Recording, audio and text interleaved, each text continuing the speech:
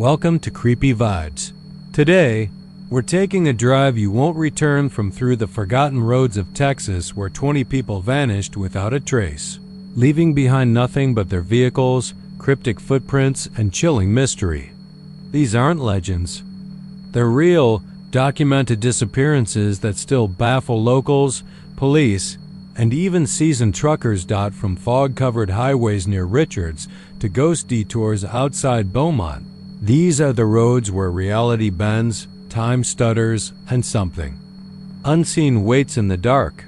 You're about to hear stories so terrifying they'll make you think twice about your next road trip through the Lone Star State.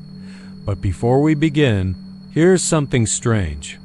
Most viewers vanish before they subscribe, and that's a mistake. Because here at Creepy Vibes, we bring you the darkest, rawest, most disturbing horror stories the internet dares to tell. So don't disappear like the rest. Hit that subscribe button now. And tell me, where are you watching from, and what time is it there? Because on these Texas roads, the night creeps in fast, and once the sun dips behind the hills, some people are never seen again. Now, buckle up, we're headed straight into the darkness. It's funny what sticks in your mind when you've driven the same road for years. A crooked fence post, that mailbox shaped like a cow, a bent road sign from a forgotten crash. For me, it was that stretch of Farm Road 1486 near Richards, Texas. About 6 miles of two-lane blacktop with nothing but pine woods and dead radio silence. My father used to call it the place where the world forgets you. I never knew what he meant until the night I saw the man walking alone in the fog. It was late October, one of those nights where the temperature drops so fast the road steams. I was coming back from a job out in Navasota, fixing an old man's generator that had gone out again. I was tired, pissed, and starving. I remember flipping through static trying to find something on the radio, but there's nothing out there once you pass Shiro. Just fuzz and the occasional burst of Spanish gospel that fades as quick as it comes. I hit that familiar curve near the 3rd cattle gate. Always watch for deer there when I saw him, a man, walking right along the edge of the road, back to traffic, head down, hands swinging at his sides. Nothing unusual about that, except there hadn't been another car for 20 minutes, and it was well past midnight. He wore a dirty white button-up, jeans stiff with dust, and no shoes. No pack, no flashlight, no reflective gear. Just walking like he had nowhere to go but death. I slowed down. It's what you do out here. Could be a drunk, could be someone who crashed into a ditch, could be a kid running away. Hell, could have been me 30 years ago. I rolled down the window and said, "Hey buddy, you all right?" He didn't turn, didn't even flinch, just kept walking. Slow, steady. I pulled up beside him, matching his pace. "You need help? I can give you a ride into town." Still nothing. That's when I noticed the air, not just cold wrong, heavy, like breathing through a wet rag. The kind of cold that makes your teeth ache and your skin crawl, like you're standing too close to something that shouldn't be there. I hit the brakes hard and stepped out. The door creaked open like a scream, and as soon as I set my boots on the pavement, fog rolled in, thick and fast, like it had been waiting just out of sight. I looked around, nothing but white mist and silence. No bugs, no wind. Even the crickets had stopped. The man was gone. I swear to God, he was right there. I hadn't taken my eyes off him for more than a second, but the road ahead was empty. Just 2 fading beams of my headlights cutting through the fog. I turned around to check behind me, and there he was, standing in the middle of the road, 30 feet away, facing me now. His face was off, not disfigured, not bloody, just wrong, like someone had tried to draw a face from memory and got most of it right, but not all. His eyes were too far apart, his smile too wide. His neck bent slightly to one side as if broken long ago. I couldn't move. My legs locked. Something primal took over. That caveman part of the brain that says, don't look at it. Don't. Speak. Don't run. Just don't. But I couldn't help myself. What do you want? I asked. He smiled wider, and I saw something dark slide out from the corners of his mouth, like oil or tar. Could hit the road in slow, thick drops, hissing on the asphalt like acid. Then he lifted his hand and pointed not at me, but past me. Turned just in time to see my truck door slam shut on its own. The engine revved. Headlights brightened. The radio came alive with static so loud it hurt. I ran. Stupid, I know. I don't remember making the choice. My body just took over. I dove into the cab, slammed it in reverse, and tore out of there like the devil himself was chasing me. But not before I saw him vanish, like smoke sucked into the trees. 1 second there, the next gone. I didn't stop until I hit the lights. Of Richards. I pulled into the gas station, still open, still buzzing with moths and the smell of stale diesel. The guy behind the counter took one look at me and said, "You saw him, didn't you?" I didn't answer. "You came down 1486. He said, "You saw the night driver." I sat down on the curb and shook, trying not to puke. He brought me a coffee and said nothing more. I didn't go back down that road for months, but the stories started to find me. People disappearing. Cars left running, headlights on, doors open. The local cops chalk it up to drugs, drunk driving. Coyotes, the usual, but they don't go out there either. Not after dark. There's something about Farm Road 1486, something buried deep in the woods, old and hungry. It walks that stretch looking like a man, waiting for the next kind soul to stop. It doesn't need to chase you. All it needs is your attention. Just one moment of hesitation. Just one question, "You okay?" And that's all it takes. Now I drive the long way. Adds an hour to my trip, but I don't care. I've seen what waits on that road. And every once in a while, just as I'm falling asleep, I hear footsteps outside the window. Bare feet, slow and steady. I tell myself it's wind, just wind, but I never check. Because I know what I'll see if I do, and I don't think I'd. Make it back next time. Not all roads take you home. Some take you with them.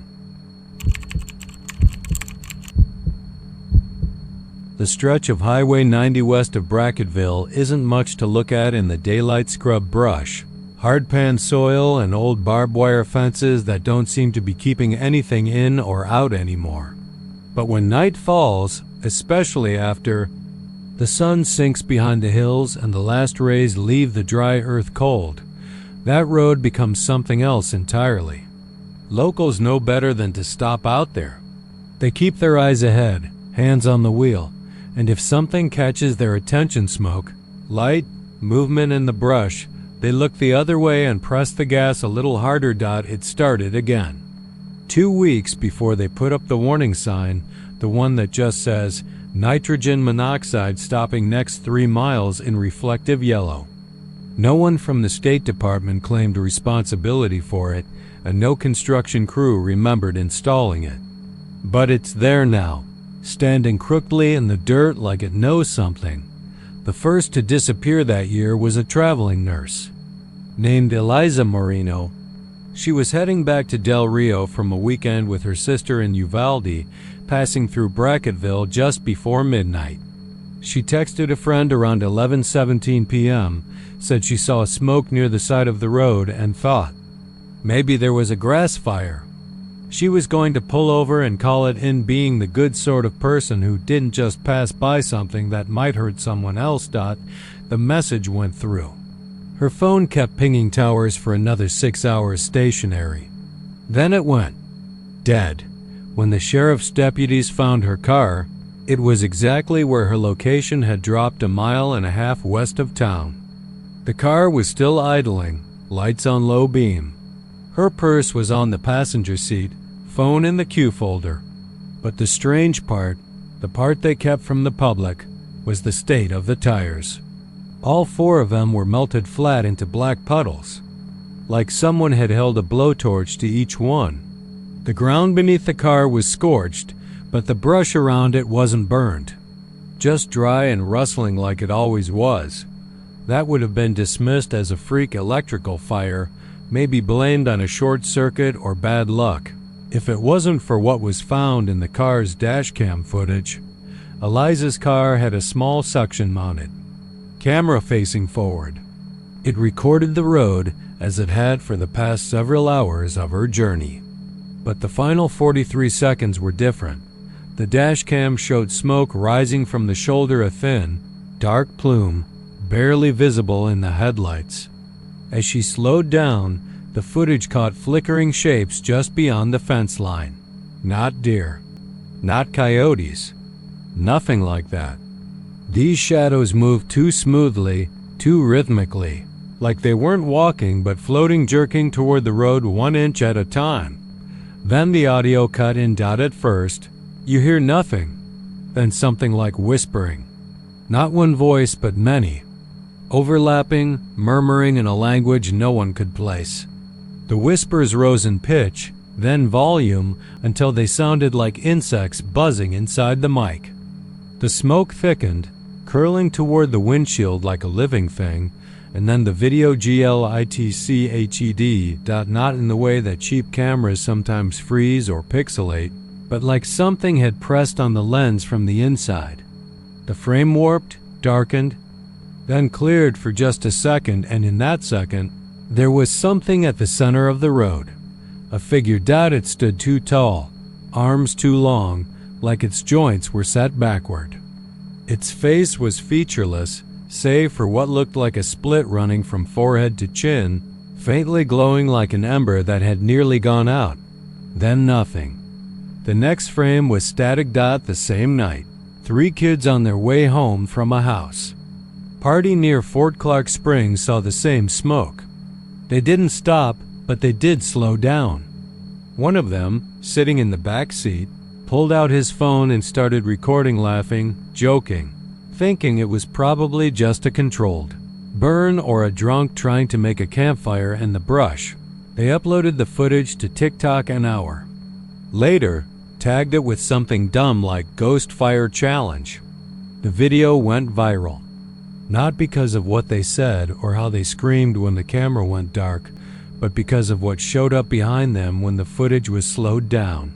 Frame by frame, you could see shadows moving parallel to their car. Not in the field, but in the reflection of the rear passenger window. First 1, then 3. All identical, each with that same glowing split where a face should be. People began calling it the burnt trail, mostly online. Reddit threads lit up with stories of people who pulled over near Bracketville and felt the air turn too cold for Texas, who walked out into the brush and heard things whisper their names, who smelled fire and ash but no flame ever came. One story claimed a drone was sent out there by a local paranormal group. It flew 200 feet into the smoke before the signal cut out.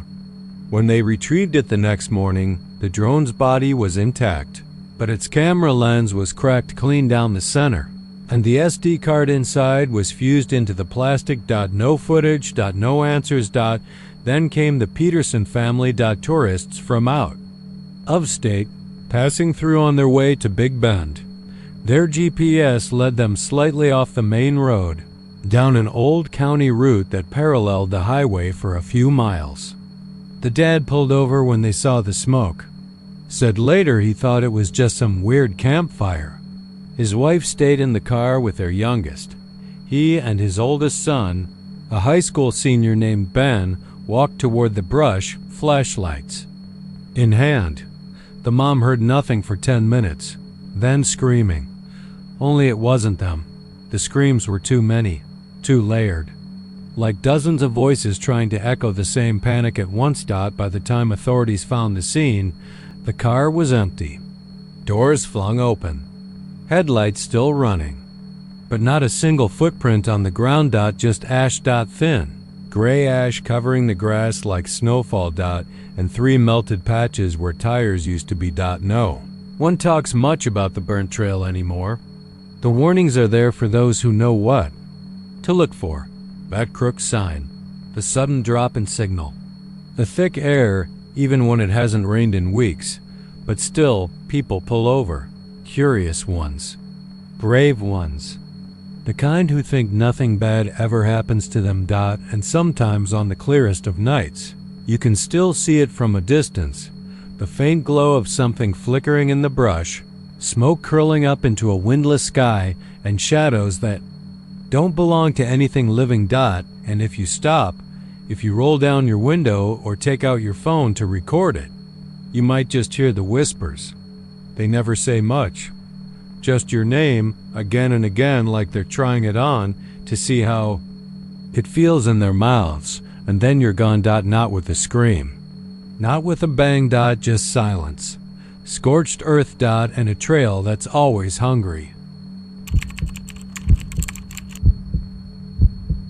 A mile east of Eden, Texas, where the dry scrubland meets the old asphalt stretch of Highway 87, there's a piece of road that locals don't talk about unless they've been drinking too long or grieving too hard. It's flat, unremarkable, bordered by fields of mesquite and barbed wire fences barely standing, but everyone who's lived around there long enough knows there's something wrong with it. No signs warn you. No flashing lights or barricades. Just a mile of road that, when crossed at night, makes the world behind your windshield feel like it's holding its breath. It starts subtle. If you've got music on, it gets drowned out by static, like someone's tuning in with a rusty knob from the other side of the grave. Then your engine stutters, not stops, just hiccups, like it's thinking about shutting down. Dogs riding with their owners go quiet first. Then they start growling at empty air. If they're outside, they bolt, or worse, freeze like something cold just brushed their souls. Phones don't work. Maps won't load. And if you're unlucky enough to roll your window down, you'll hear them. The voices. Low and whispery at first, like a breeze through tall grass. Then louder still, until it's not a whisper but a plea or a moan or your name being spoken by someone who's supposed to be dead. More than a few folks have stopped the car, cracked open the door, thinking they heard a child crying or a woman screaming from the field. That's how they get you, because it's never just a sound. It's a memory. It's your worst regret clawing its way through the airwaves. Back in '91, there was a man named Curtis Ray Buckner who worked the oil fields outside Menard. Big guy, drank too much, never married. One night on his way home, he took the long route through Eden, claimed he liked the silence. His Chevy was found idling on the side of that stretch the next morning. Driver's side door wide open, headlights still on. All they found inside was Curtis's hat, one boot, and the scent of burned hair. Not a drop of blood, not a struggle. Just an impression in the dirt like someone had lain down and dissolved. The sheriff's department chalked it up to heat stroke or one of those desert disappearances that happen in the backcountry, but everyone who'd ever heard the stories knew exactly where he'd gone. That mile eats people, not fast, not with teeth. It waits, it invites, and then it swallows. 3 years ago, I drove it myself, not because I didn't know better hell. I grew up 20 miles from Eden, and my daddy told me never to go past Sayers Bend after sunset. But I was in a bad place. Divorce had taken the last of my pride, and I'd buried my brother the week before. I remember thinking, as I passed the town sign for Eden, that maybe I wanted to see if the stories were true. Maybe I wanted to believe there was something left out here more terrifying than life itself. Something to make the pain small. It was just past 1 a.m. The moon was a sliver. My radio cut out first, replaced by a low buzzing like insects crawling inside my ears. Then the dash lights dimmed, flickered, and came back on. I gripped the wheel tight. I was sweating cold. And then I heard her my mama's voice soft, sad, singing, "You are my sunshine." My only sunshine. She'd been dead 5 years. Buried. In a closed casket after the fire that took her trailer and everything in it. I hadn't heard that lullaby since I was a kid, but it was her voice. I don't care what anyone says, it was her voice. Then came the thump in the trunk. I hadn't put anything back there. My hands started shaking, and the wheel jerked a little left. I corrected and kept going. But then the car slowed. Not because I touched the brake, it just started losing speed, like it was driving through wet cement. The windshield began to fog, though the air outside was dry as bone. And then I heard the second voice my brother Tommy. "Let me out," he said from the back seat. "I'm sorry, I didn't mean to do it. Please, I'm so cold." I couldn't look in the mirror. I wouldn't, but I saw something in the corner of my eye, something shifting in the back seat. A dark shape moving slow like it was trying not to wake me. Then came the knock on the passenger window. I swear to God, I almost wrecked the damn car right there. I turned my head and there she was, a girl, maybe 9, maybe 11. Face dirty, lips cracked, her eyes were wrong. Not just sad or scared empty. Like the sockets were deep holes and her stare was reaching out through them to pull me in. "Help me," she mouthed. I slammed the gas. The tires screeched, and for a second I thought I felt fingers scrape across the hood like someone had tried to hold on. The car screamed forward, headlights flickering like a dying heart.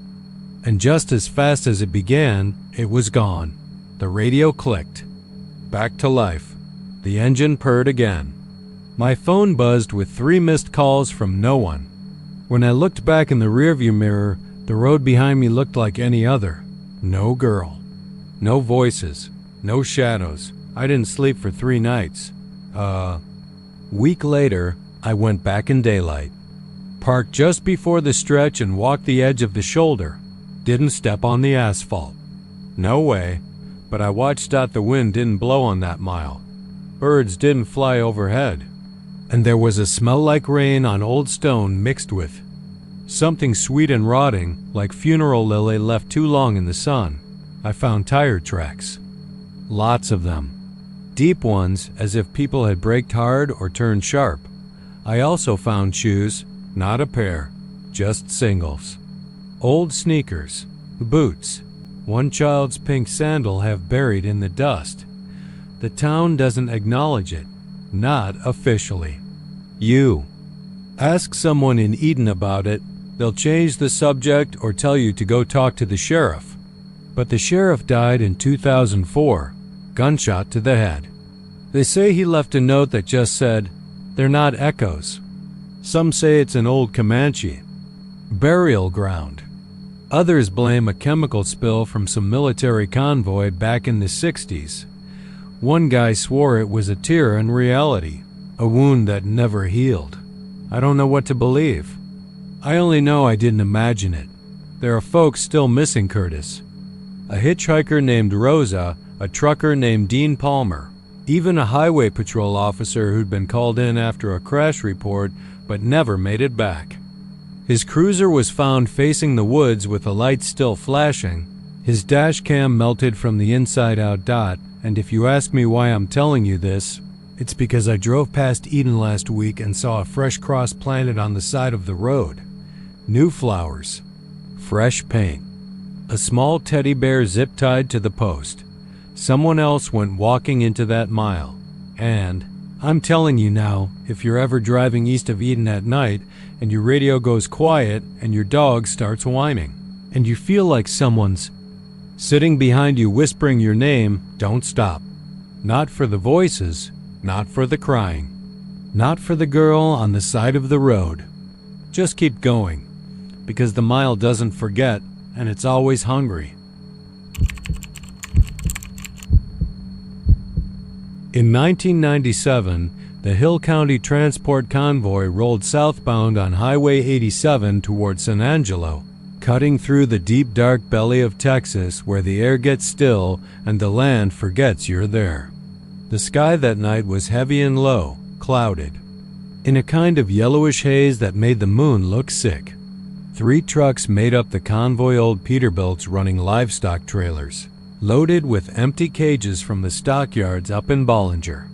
It was just supposed to be a quiet haul back to base, nothing dangerous. Just backroads, cigarettes, and diesel hum. The first truck was driven by Vic Traney, a tall, leather-skinned man who wore his cap so tight the bill curved like a blade. Behind him was Luis Dominguez, known for never shutting up on the CB, a habit Vic found annoying but oddly comforting. The last truck belonged to a young guy named Clay McConnell. Clay was new, green around the ears, but solid. Farm boy, quiet, the kind of man who didn't talk unless he had to. He drove slower than the other 2 but kept his distance tight old-school discipline. Somewhere a few miles north of Eden, near the junction where Highway 87 spits off into a spiderweb of county roads, the radio started acting funny. Not just static, not just signal fade. It was voices, and not ones they recognized. Vic was the first to hear it. His country station fizzled out and a high, wailing screech cut in like something between a baby crying and metal on metal. Then came a voice, raspy and low, repeating a phrase he couldn't make out except for the last 2 words. ... behind. You, Vic flinched. Checked his mirrors. Nothing. He flipped channels, picked up Luce's CB chatter, and interrupted. You getting that screeching too? Vic asked, voice tight. Hell yes, brother, Luis answered. Sounds like the devil. Himself's trying to DJ tonight. Scared the crap out of me. Clay, you copy? Silence? Clay? Vic tried again. Still nothing. Vic squinted in the mirror. Clay's headlights were still there, 2 small yellow eyes trailing steady behind Luce's truck. That was a relief, but something didn't feel right. The light looked ... dimmer. They passed a county marker then, one of those crooked, rust-bitten signs on a leaning post that read CR39. The road was narrow, cracked in places, and dipped into a gully of trees that looked blacker than night itself. They never took that road. Nobody did. It had a reputation, though the details varied with each telling. Some said witches once lived out there. Others blamed old satanic cults, ghost trains, wartime experiments, you name it. But everyone agreed. On one thing, it was cursed. And the locals had another name for it. The Screaming Mile. Vic always figured that was bullshit. A nickname born from too much whiskey and too many stories told under low porch lights. But when he saw Luce's right, blinkers suddenly flash, signaling a turn onto CR39, something in his gut twisted. Luis, what the hell are you doing? Wasn't me, Vic. He's turning, Luis said, his voice hushed now. Clay's cutting down CR39. Swear to God, he just blew past me and veered right. I didn't even see him pass. Vic didn't believe him. He didn't want to. But when he looked in his own mirror again, Clay's lights were gone. Vic slammed the brakes and pulled over, his rig groaning as it came to a stop on the gravel shoulder. Luis pulled in behind him. The 2 men got out, dust swirling around their boots. For a long second they just stood there, looking back down the road. Nothing. No headlights. No taillights. No engine rumble. He wouldn't just turn, Vic muttered, staring into the darkness where CR39 swallowed the land. Not without saying something. Luis nodded slowly. He's not answering the CB, and I don't see tracks on the shoulder. But I swear he passed me, Vic, like a shadow. They argued for another minute, then did what nobody sane would have done. They followed. CR39 was like a scar across the land. Twisted, rough, lined with barbed wire fences that had long since rusted through. Mesquite trees leaned over the road like mourners. A smell filled the air the deeper they went. Not rot, not. Exactly. More like wet dirt and old smoke. They drove slow, scanning the ditches and edges of the woods. Their high beams caught nothing but dust and the occasional roadkill that looked more mangled than usual. About a mile in, Luis slammed his brakes. What? Vic asked over the CB. His truck. Luis breathed. Jesus, I found it. Vic pulled. Up beside him, hard hammering.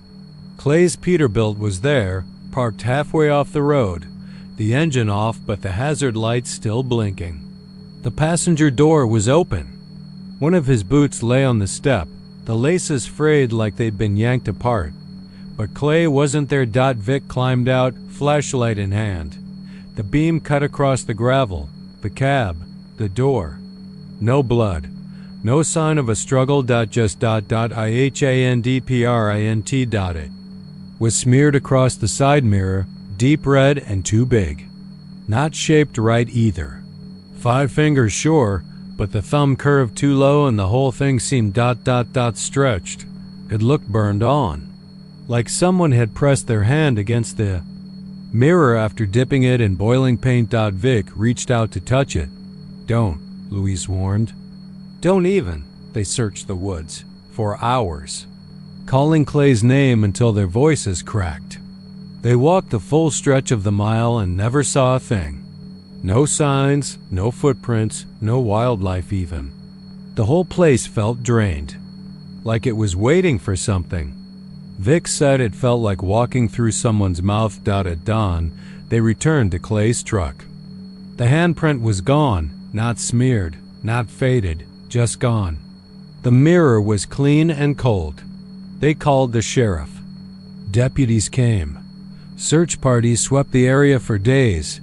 Nothing turned up. No scent trail, no clothes, not even a dropped flashlight. Clay McConnell had vanished, as if he'd stepped off the earth. The only thing left was his rig and the report sealed and forgotten after the department labeled it a voluntary disappearance. But Louise never bought that. Neither did Vic. Vic stopped driving a year later. Took to drinking. Said every time he heard static on the radio, he felt that hand again just behind him, on his shoulder. Louise moved to Arizona and wouldn't take any job east of El Paso. They both claimed that sometimes, usually on nights when the wind came down hard from the hills, they'd hear something in the distance, like a freight horn mixed with a scream. They called it the Screaming Mile. And the thing is, truckers still talk about that stretch of CR 39. The handprint has reappeared since twice in 20 years, always on a different truck, always on the side mirror, and always followed by a missing driver. Locals say it's the road itself. Some old curse or breach in the world where things slip through and hunger still.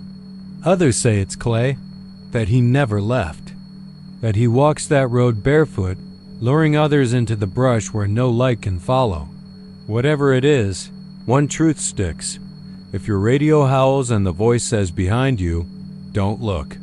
Don't stop. And whatever you do, don't take the turn onto CR 39. Not even for a friend. The first time anyone mentioned the glowing green exit sign to Deputy Travis Murdoch, he was parked just outside of Dumas, sipping lukewarm coffee and watching the heat wave shimmer off the hood of his cruiser. A trucker, pale and shaking, flagged him down with wild eyes and a voice trembling like a taut wire. I swear to God. The man kept saying, I took that exit last night. Clear as day. Said Ashgrove to 2 miles.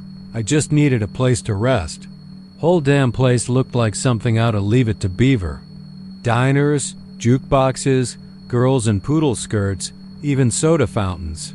But when I tried to leave, Travis narrowed his eyes. What happened? I couldn't find the highway again. I circled and circled. Streets didn't make sense.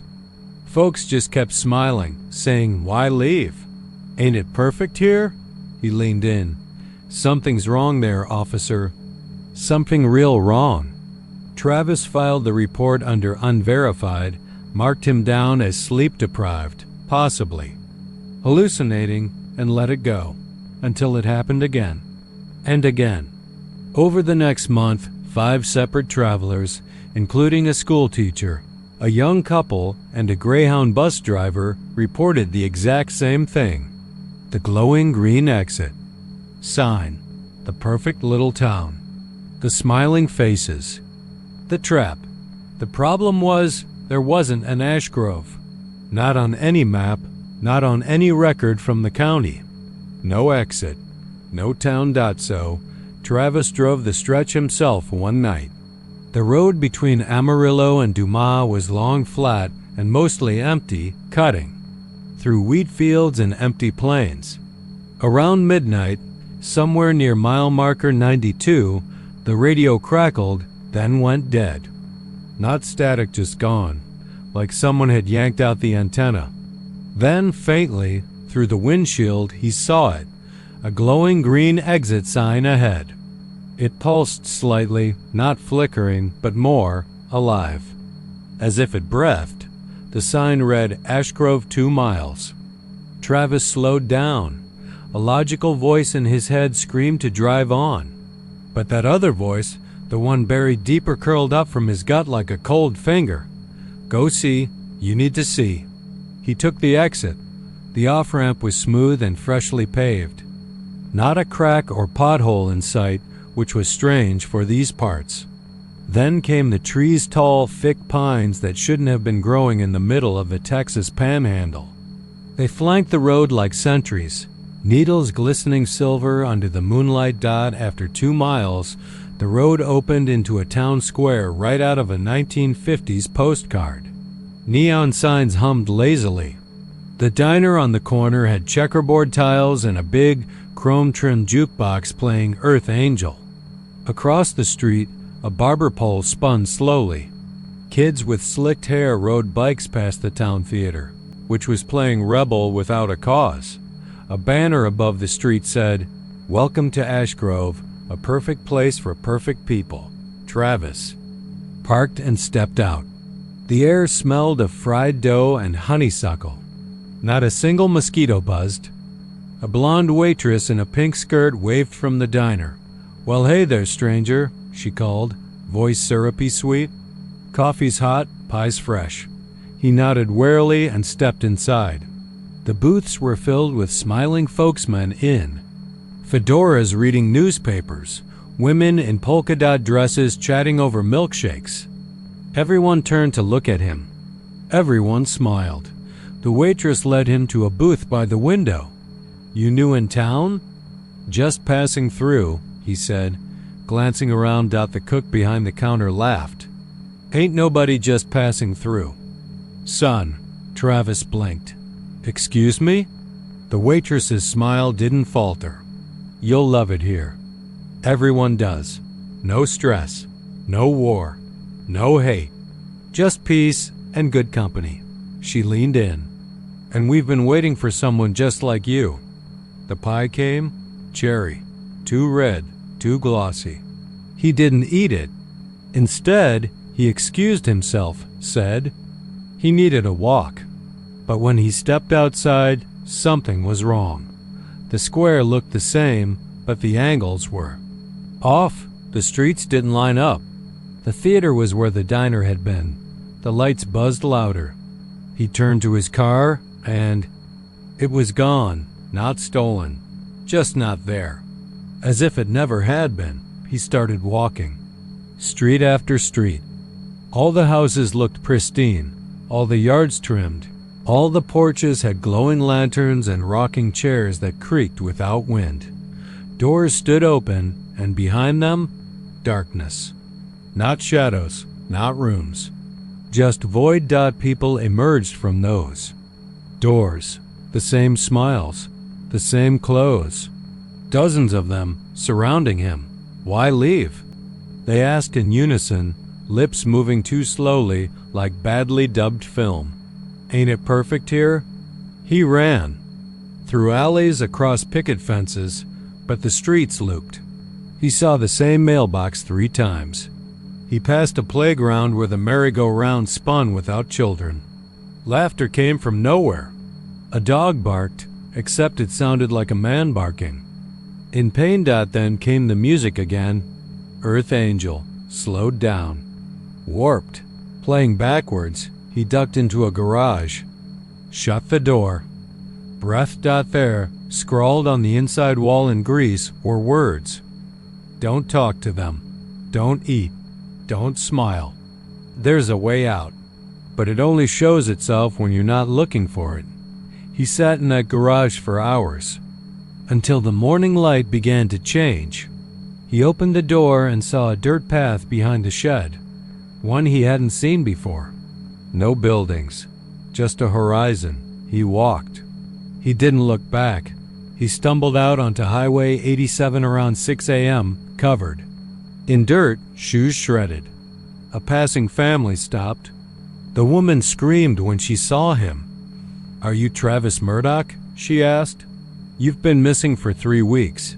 They took him to the hospital." He couldn't explain what had happened. The exit was gone. No sign. No ramp. No ash grove.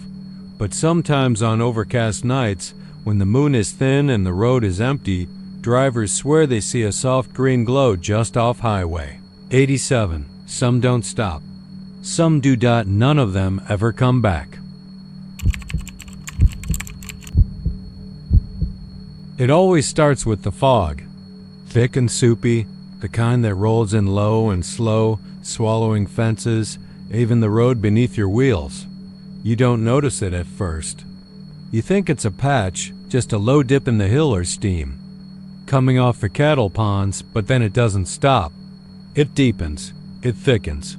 And soon you're alone, floating through a pale sea where even your headlights give up trying to push through.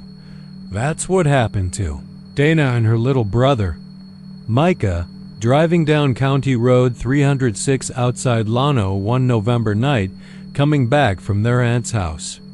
Dana had driven that stretch hundreds of times. She could have done it with her eyes closed, or so she thought.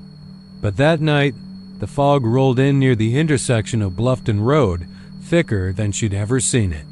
It crawled in with purpose. Coiling around the truck like it knew she was coming, she slowed, squinting through the glass, the windshield wipers squeaking even though it wasn't raining. The fog kissed the windows, icy and wet, and the air smelled like river mud and pine bark soaked in mildew. Micah leaned forward in the passenger seat, peering out like something was just beyond what they could see. Then he said it. Quiet, soft. "Do you see that?" Dana's hands tensed on the wheel. "See what?" He didn't answer. He just pointed. Through the fog, something glowed. Faint and pale, like someone waving a lantern off the road. It wasn't steady. It bobbed up and down, moving deeper into the trees that crowded the fence line. Dana slowed to a crawl. The truck idled forward until the light flickered out. Micah pressed his face to the glass. "It's gone." And then, like an answer, it reappeared on the opposite side of the road this time, farther off. Dana frowned. "It's probably a rancher or a game warden." "At this hour?" Micah asked. "Why would they be walking around out there in the fog?" "I don't know," Dana replied, but her voice lacked confidence. She felt it too, that something was wrong. That light. It had no source, no outline, no shape holding it. It wasn't warm like firelight or yellow like a flashlight. It was blue. Cold blue, and it didn't cast shadows. Then they saw another one. Then a third. They weren't lights anymore. They were orbs drifting, pulsing, alive somehow, like they were breathing. Dana slowed to a stop right in the middle of the road. The engine purred. The fog coiled and moved, wrapping around the front bumper like it had arms. The lights hovered now. Closer, closer. Micah said, "I think they want us to follow." Dana shot him a glance. "Don't be stupid." "I'm not being stupid. I heard them." "Heard who?" He turned to her, and his eyes were wide and glassy. "They said it's beautiful. They want us to see it too. Dana felt a chill crawl up her spine. She leaned over and locked the passenger door, then the others. You're not getting out. Micah didn't answer. He was staring ahead again. The orbs floated to the edge of the ditch and hovered there like they were waiting for a decision. Dana slammed her foot on the gas. The truck didn't move. The tires spun in place, even though they weren't stuck. In mud, the road beneath them felt slick like glass. The fog pushed harder against the windows now, like it was pressing inward. She turned the wheel. The power steering groaned. The dashboard lights flickered once, then dimmed. Then the radio came on. Not music. Not static voices, dozens, maybe hundreds. All whispering at once, overlapping, saying the same thing. It's beautiful. Come see. Come see. Come see. Dana reached for the dial. It wouldn't turn off. She yanked the keys. Nothing happened. The engine was still running. The lights stayed on. The voices got louder. Micah opened the door. Micah, no. He stepped out like he didn't even hear her, eyes glazed, mouth slightly open. He walked toward the orbs, barefoot now. She didn't know when he took his shoes off. The lights danced ahead of him, teasing, luring. She scrambled out, grabbing for him, but the fog parted like a living thing, like it wanted her to lose him. Her hands hit nothing but mist. Micah! No answer. She followed, stumbling down into the ditch, thorns tearing at her jeans, breath coming short and fast.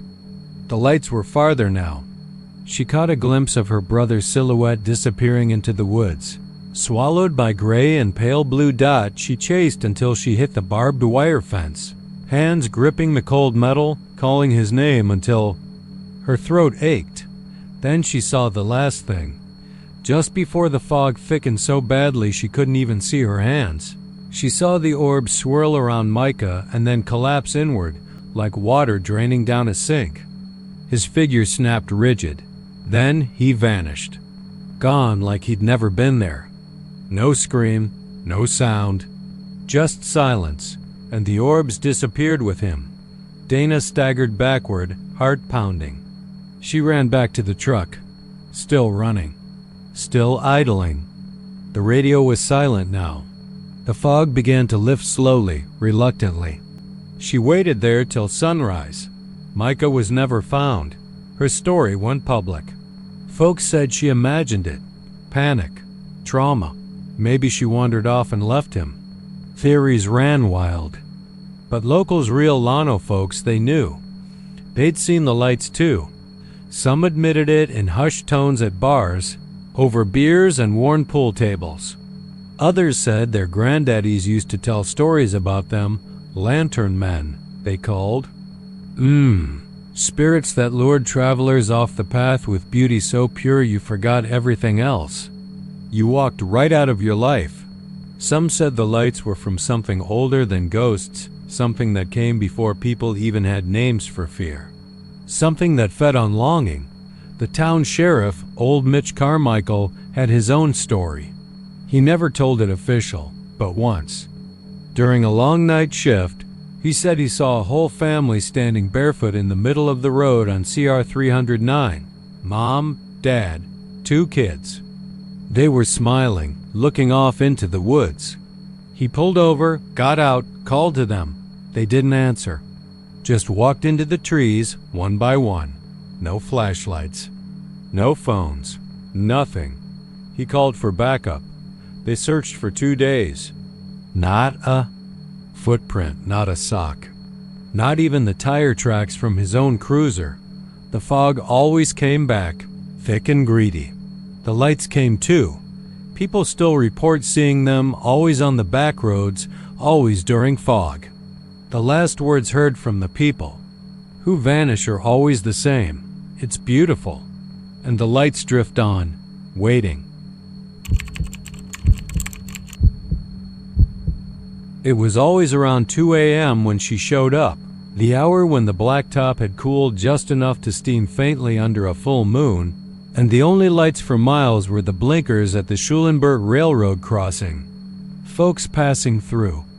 That lake usually had somewhere to be truckers hauling overnight loads, kids on long drives back from Austin or Houston, loners trying to outrun something. But every now and then, someone stopped when they saw her. They always described the same thing: a woman in white. Not pure white, not glowing. More like a wedding dress that had seen too many winters in an attic, streaked with gray dust and the damp of 100 foggy nights. She stood just past the tracks, not on the road, not on the gravel, but on the grassy lip where the railroad company hadn't bothered to mow in years. Her arms hung limp at her sides. Her face, well, no one remembered much about her face. Just that she had one, and that it was sad in a way that stuck to your ribs like cold soup. A local mechanic named Tony Ramirez was the first person I ever heard mention her. This was back in '92, when Schulenburg still had a midnight diner and people didn't lock their doors unless they had something worth stealing. Tony'd been driving back from La Grange after a late poker night. He wasn't drunk, he swore. Up and down, but tired. He was passing the crossing when he saw her in the corner of his headlights, white dress, barefoot, standing still like she'd been waiting. He pulled over, of course. Everyone did back then. It was Texas after all. You didn't leave a woman stranded in the middle of the night, not in the middle of nowhere. She didn't say anything at first, he told me years later, hands trembling over a coffee cup. At the VFW, just got in the backseat. Real smooth, like she knew I'd offer. Then she whispered, "Take me home." He drove 5 miles before he realized she wasn't back there anymore. She didn't open the door, didn't say goodbye. One moment, he was talking to her, asking where she lived, if she was okay, and fev. The next, the car was empty. The only sound his own voice echoing off the dash. He didn't tell anyone for days. Thought he was going crazy. When he finally did, the sheriff at the time just nodded and told him to keep quiet. Said there were already enough stories. That was the beginning of it for me. I started asking around, tracking similar reports, and sure enough, they trickled in odd little stories that mostly ended with the car found miles away. Engine off, seatbelt still buckled, and no driver inside. The worst ones were the ones with no cars at all. Just tire tracks veering off into fields, into ditches, into the thickets of mesquite where nobody ever walked. The kind of places snakes owned. The kind of places you don't go looking unless you're not planning on coming back. In 2003, a college kid named Bryce Maddox went missing. He was driving a borrowed Honda Civic from San Marcos to Houston and took the old backroad route to avoid traffic. He called his girlfriend around 1:40 a.m., told her he'd be home in 2 hours. Then nothing. They found the car near Lavaca County 3 days later. The engine was cold, headlights off, driver's door open. His phone was still on the seat, unlocked. The last thing it played was a voicemail from her. The seatbelt was buckled, but Bryce wasn't in the car. His parents posted flyers from Austin to Beaumont, offered a reward, even got a segment on the local news. The car sat in the impound for weeks until the tow guy Roger Blaine noticed something. A faint handprint on the inside of the rear window, too small to be braces, too narrow. Like a woman's, Roger swore the print was warm when he touched it. Like breath on glass that hadn't faded yet. Over the years, a pattern took shape. The crossing became a landmark for the strange, a sliver of land where reality seemed to hum. At a different pitch. Radios fizzled there, like the static had teeth. Dogs barked at nothing. Cats wouldn't cross it. The locals stopped using that route altogether after dark. They called her the Bride, but no one knew if she'd ever married. Some said she was hit by a train in the 40s. Others claimed she was a passenger who jumped.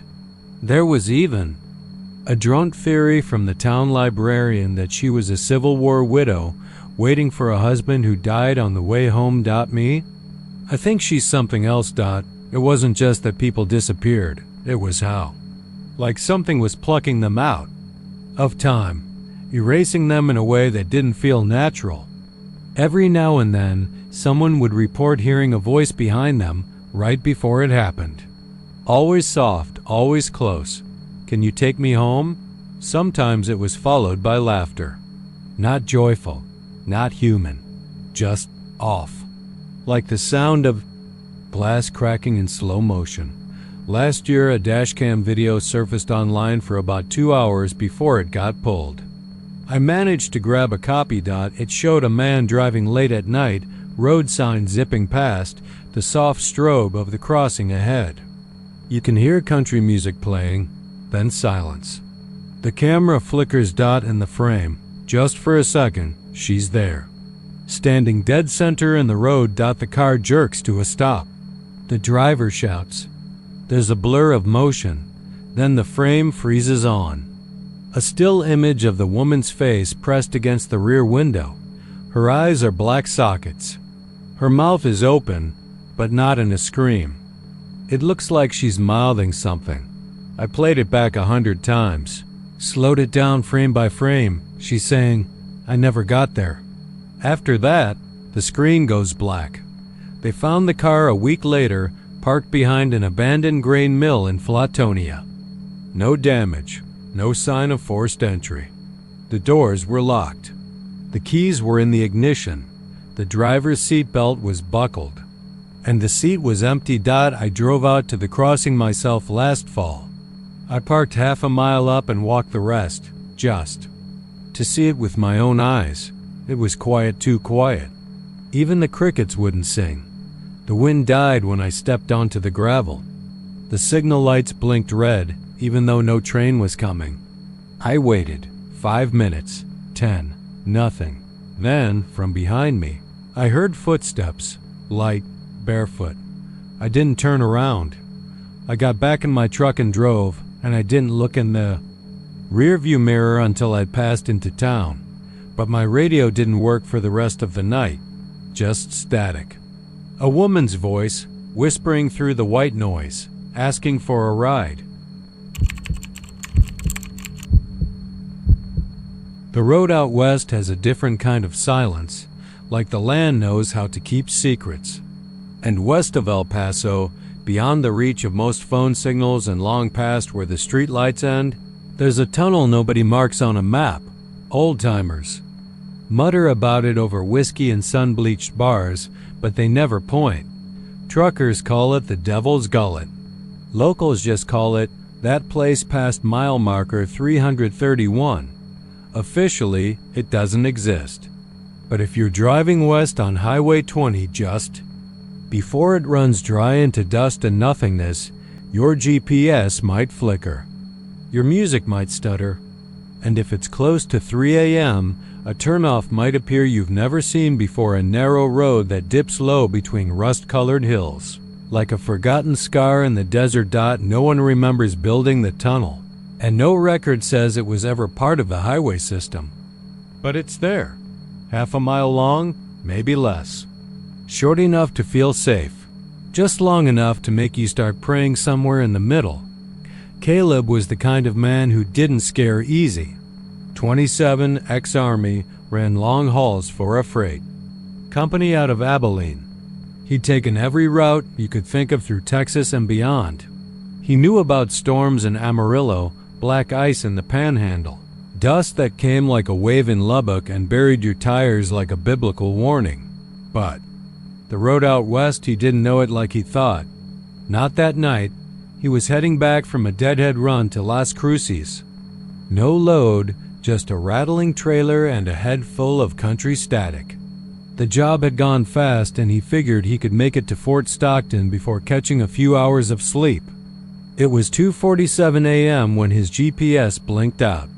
Not a fade, not a slowdown, just gone, like someone yanked the signal out of the sky. Then came the smell, like rusted iron, blood-soaked sand.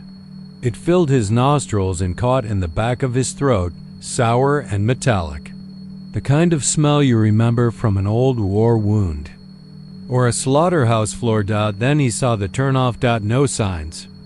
No reflective markers. Just a narrow asphalt bite carving into the desert. He'd driven that stretch before and never seen it. He should have kept driving. But something about the way the tunnel mouth opened ahead low and wide like a beast, waiting to yawn, drew him in. His headlights dimmed slightly as he turned down the blacktop. The trailer groaned behind him, and the smell grew stronger. As he neared the tunnel entrance, he slowed. There was no reason to. No other cars, no fog or weather. But his body told him to ease up. The opening looked smaller than it should have for a freight rig, but just big enough. As he entered, the walls swallowed the sound of the outside world. The drone of insects, the faint wind gone. Only the hum of his engine and the strange echo of his own breathing inside the cab. The tunnel's walls weren't stone or concrete. They looked like melted asphalt, dark and glistening, as if something had breathed fire through it decades ago. The headlights reflected weird, rippling patterns, like the walls weren't solid but breathing ever so slightly. Halfway in, the air turned cold. Freezing cold, like he'd rolled straight into winter. His windshield fogged despite the dry air. He turned on the defrost. And then the radio came alive, static first. Then a voice, faint like a whisper from a dream. It didn't speak in words, not at first, just heavy breathing, wet and ragged. Then came the whisper, "Stop the truck." He froze. The words came from the speakers, but the radio wasn't on. He turned the dial. Nothing. The screen was blank, but the voice remained low and close. "There's something behind you." He checked the mirror. Nothing. But then, something in the corner of the rearview movement, not in the road. In the sleeper cab behind him, a shape. Too dark to be shadow, too still to be imagined. He slammed the brakes. The truck groaned to a stop. The tunnel should have been short, just a few hundred yards, but ahead only darkness. No exit light. No other end. The tunnel seemed to go on forever now. He stared forward and saw something wrong with the headlight beams. They were getting shorter, not flickering, shrinking. Like the tunnel was closing in. He reached for the door. Locked. He hadn't locked it. The air turned thicker, heavy-like. It had weight. Breathing became harder. The smell now, it was blood, fresh and sharp. Copper and rot. Then came the whisper again. "She's in the back." His blood ran cold. There was no one in his truck when he left Las Cruces. But the voice wasn't lying. He could feel it now, presence. Something sitting behind him in the sleeper. Something that hadn't been there when he started. A coldness radiated from the space behind the curtain. He reached for his phone. No signal. The flashlight barely lit. He turned in his seat, heart pounding. The curtain fluttered, not from the truck. Not from wind. From breath. He stared. The curtain slowly pulled back. He doesn't remember screaming, but the sound bounced off the tunnel walls. Sharp and childlike, not a sound that should have come from a man like Caleb. He threw the rig into gear and floored it, tires shrieking in the silence, engine roaring against the cold. The tunnel didn't end. It stretched and twisted. The walls seemed to move now, not just ripple shift, like muscle contracting around him. He drove faster. The speedometer hit 65, then 70, then 90. But the end never came. His headlights only lit the road 10 feet ahead now, the rest swallowed. By a black that felt alive. And then the voice came louder. No longer in the radio, in his ears. Inside his skull. "She's already inside you." He felt the pressure then, something pushing into his chest. Like a second heartbeat, but colder. Slower. Something trying to sync with his breath, his thoughts. The truck jerked sideways. The steering wheel twisted in his hands, forcing him into the wall. He fought it, wrestled it, screamed again as cold fingers gripped the back of his neck. He reached back with one hand, struck air, then something softer than skin, like wet cloth, like rotted lace. Then it all went white. Caleb's truck was found 3 days later off an old access road near the Franklin Mountains. Its trailer half buried in sand, engine cold. No sign of Caleb, no blood, no prints. Just the truck, windows frosted from the inside, and claw marks on the steering wheel deep. Desperate grooves like someone tried to hold on as something pulled him away. The dash cam footage was recovered. Most of it was static. But for exactly 13 seconds the screen clears. It shows the tunnel. Only it doesn't look like a tunnel dot, it looks like a throat, and there's something crawling on the inside walls. Pale limbs, hands, mouths, whispering. Reaching dot, they say if you're near El Paso and you drive west late at night, your GPS might glitch. Your radio might fill with whispers. The air might taste like rust. Don't take the turn off. And if you do, don't stop dot, because once the tunnel opens, it remembers you, and it doesn't let go. The first time anyone mentioned the Beaumont detour to me, it was over a campfire outside of Jasper, after too many beers and just enough time for the pine smoke to settle low and slow into the night air. Some guy with a beard and a voice like a gravel truck said he had a cousin who disappeared out near Beaumont after taking a wrong turn off Highway 105. I didn't think much of it then. Texas has 1,000 lost roads and twice as many bad decisions. But a few weeks later, I was driving out to Sour Lake for a delivery, and I saw at the detour sign dot it wasn't a big orange construction deal with flashing lights. No cones, no reflective barriers. Just an old wooden post with a square metal sign bolted into it. It read Detour in plain white letters, faded, like it had been sitting there for a decade. But the thing that got me, what made my stomach twist up like barbed wire, was the fact that the road it pointed to didn't even look paved. Just gravel and dust, winding between thick pines that looked too close together, too shadowed for 2 in the afternoon. There wasn't any other traffic that day. Nothing behind me, nothing coming the other way. I pulled over and stared at that sign for a full minute. The GPS didn't register a road at all. In fact, when I zoomed in, that part of the map turned gray like a dead spot. I should have backed away. Should have ignored it like most folks probably did.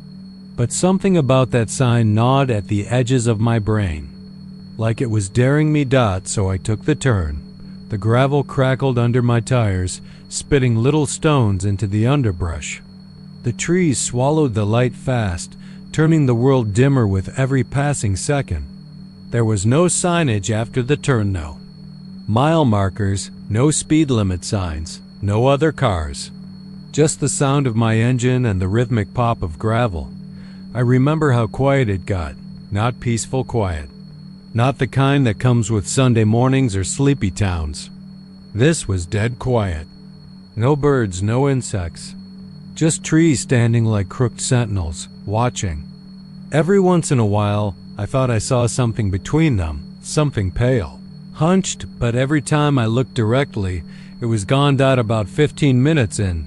My radio started hissing. I hadn't turned it on, but it hissed anyway, the knob, twitching like it had a mind of its own. Then came the whispers. At first, they were faint, like static caught between channels. Then I started making out words. Turn back. Too late now. He's behind you. I checked the rearview mirror. Nothing. But my hands went slick on the steering wheel, and I swear to God, something shifted in the back seat.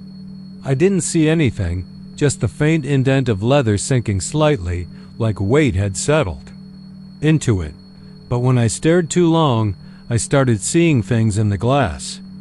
Not reflections, faces, pressed against the window like they were stuck in some other layer of the world.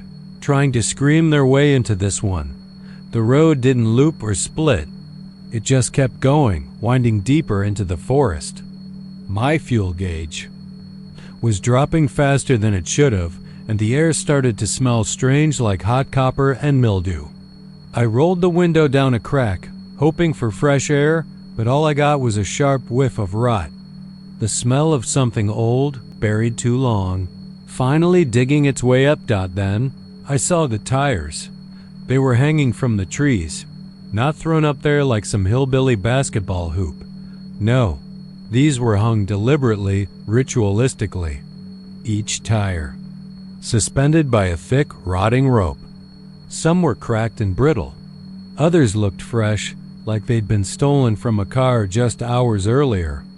And each one was spinning, slow and steady, even though there wasn't a hint of wind.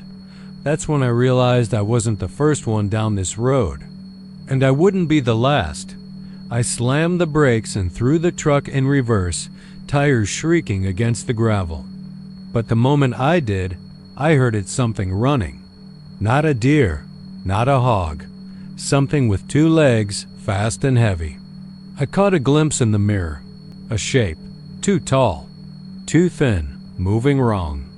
It didn't run like a person. It loped, shoulders hunching unnaturally high, arms long and twitching like broken branches. I turned forward and floored it. The trees seemed to close in tighter. The gravel road narrowed. Branches scratched at the truck, shrieking across the metal like fingernails. I kept expecting to burst back onto the main road to see sunlight or asphalt or even another damn car, but it never came. No matter how far I drove, the woods held on. And then the road ended, just stopped. Dead in front of a tree thicker than a semi-trailer, roots splitting the ground in every direction. I slammed the brakes again, heart jackhammering, hands shaking. In the rear view, I saw the figure step onto the road behind me. It didn't walk, it glided. Its face was covered in something cloth, maybe, or just bone-white skin stretched tight. Like wax, I didn't look back again. I threw the door open and bolted. I didn't take my keys. I didn't grab my phone. I ran into the trees. The underbrush tore at me, thorns ripping my jeans, branches snapping against my face. But I didn't stop. Behind me, I heard the creak of the tires swinging, the whispering voices rising again, this time clearer. Walk into the woods. Stay with us. Join the others. I don't remember blacking out, just running. Then nothing. I woke up on the shoulder of Highway 105 near Beaumont. My face was bloodied. My boots were gone. My wallet was still in my back pocket, soaked through, but nothing else. No truck, no tire marks. Just the sound of passing cars and the distant buzz of cicadas. I reported it. No one believed me. The cops searched the area but found no detour. Sign, no gravel road, no truck. They chalked it up to heat stroke or drugs. Hell, maybe I would have believed them too, except for what I found a week later. I was driving home from the grocery store, sticking to the main road, not even looking at side paths anymore. But up ahead, I saw a pine tree on the edge of the Pia woods, and hanging from it, slowly spinning in the breeze, was a single tire. My tire. I knew it by the brand, the wear, the little notch from where I'd hit a nail in Lufkin. It was a warning. Or maybe a message. The Beaumont detour is still out there. It doesn't show up on every trip, doesn't catch every driver. But if you see that sign, if you're stupid or curious or just plain unlucky, don't take it. Or maybe do. Maybe it's already calling for you. The tires are waiting. And the thing in the woods, it never stops hunting.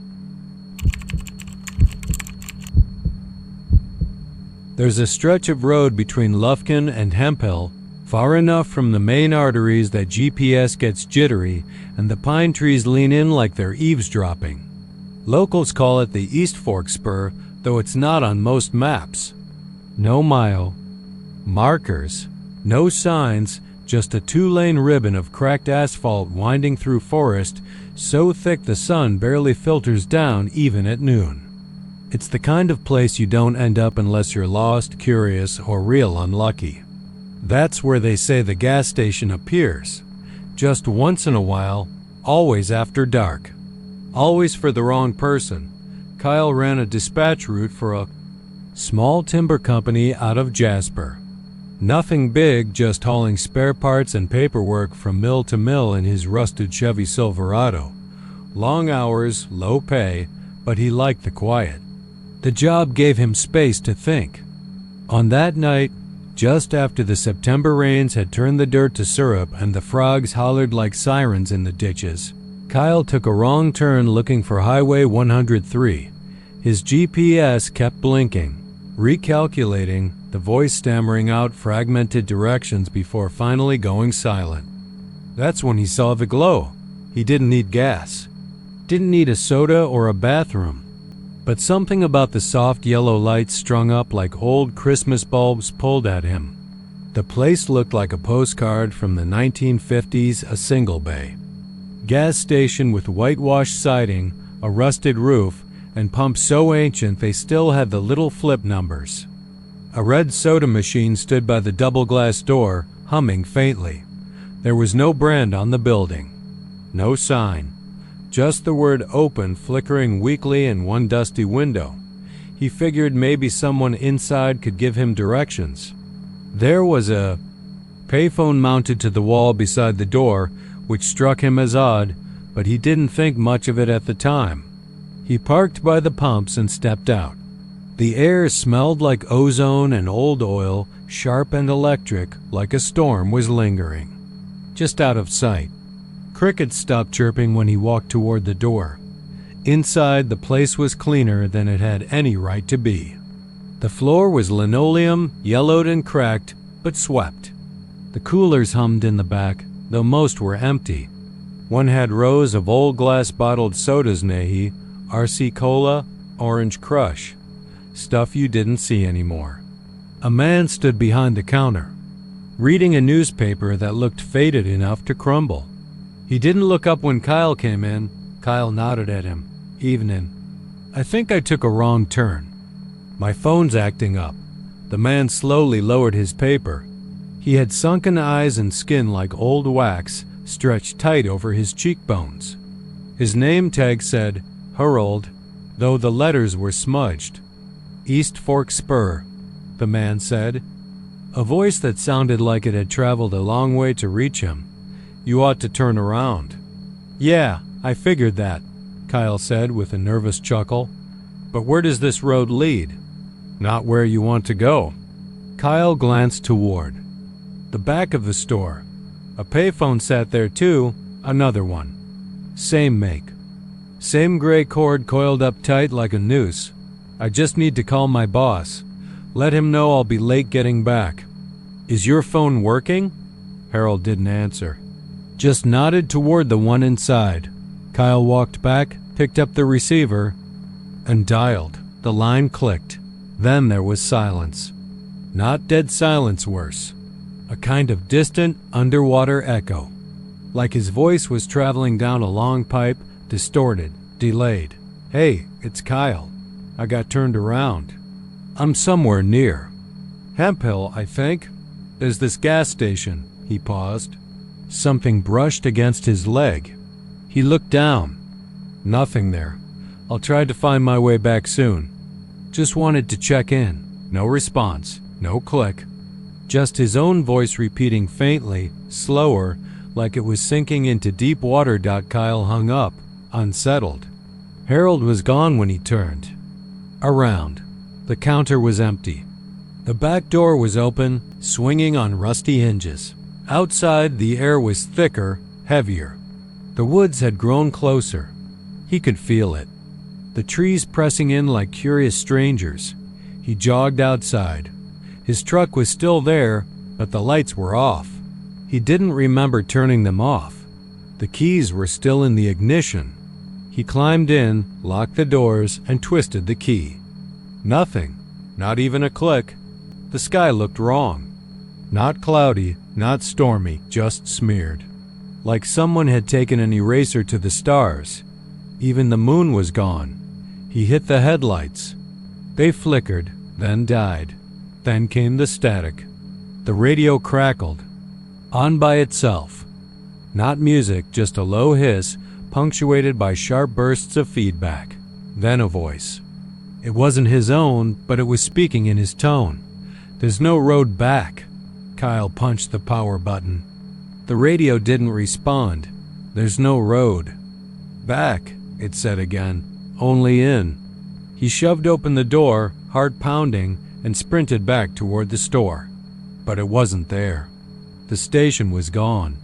Just a patch of gravel. No pumps, no soda machine. Only the payphone remained, hanging. From a cracked post like an ornament, he ran into the woods, not knowing what else to do. His flashlight barely cut through the darkness, and the trees were wrongsome twisted, others leaning unnaturally, their trunks flaking like old bark peeling from bone. He tripped more than once, heard whispering behind him. Voices low and echoing, his name. Not shouted. Breath dot when he finally stopped, panting and drenched in sweat, he turned and found the gas station again. Right there in the trees, the lights were back on. The pumps glowed faintly. The red soda machine was humming. He walked up to it, hand trembling, and pressed one of the buttons. It clunked. A bottle rolled out. He picked it up dusty, sealed. Cold. The label read, "You never left." He dropped it. It shattered, but there was no liquid inside. Only dust, Kyle screamed. But it didn't sound like his voice anymore. Weeks later, a park ranger named Lenora Carver found a Chevy Silverado rusting beside the road. Tires flat, doors locked. Inside was a red soda bottle, still sealed. No fingerprints. No sign of anyone. She'd worked that region for 20 years. Knew every stretch of road. Every hollow and hunting trail. There's never been a gas station out there, she told the sheriff. Not once. But when she listened to the CB that night, Channel 19 Dead for Years clicked on. A voice came through. Warbled. Hollow. Need. Directions, I think I'm lost. Just saw a gas station. Red soda machine.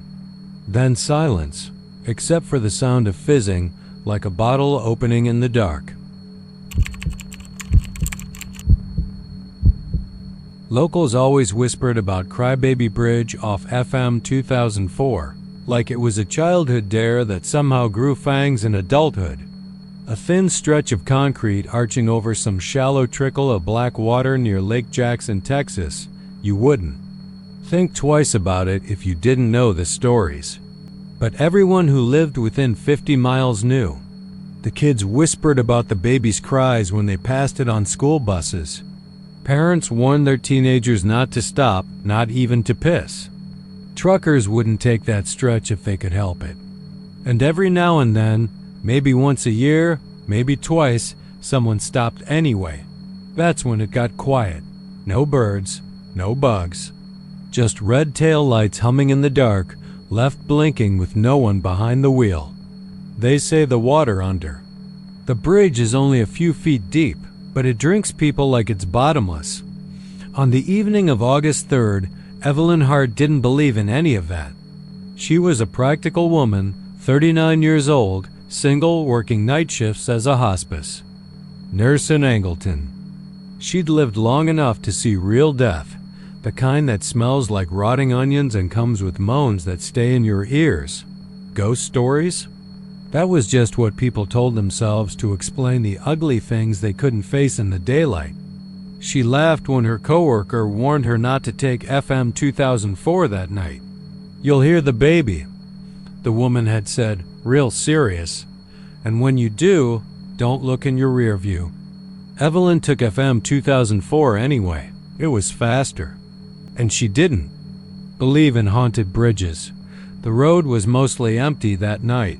Just her, the occasional pair of headlights in the opposite lane, and the soft hum of a low FM radio station playing Patsy Cline under static. The sky was a thick, purple-black overcast, the kind that pressed down on you like a heavy blanket, and the air outside was dead still.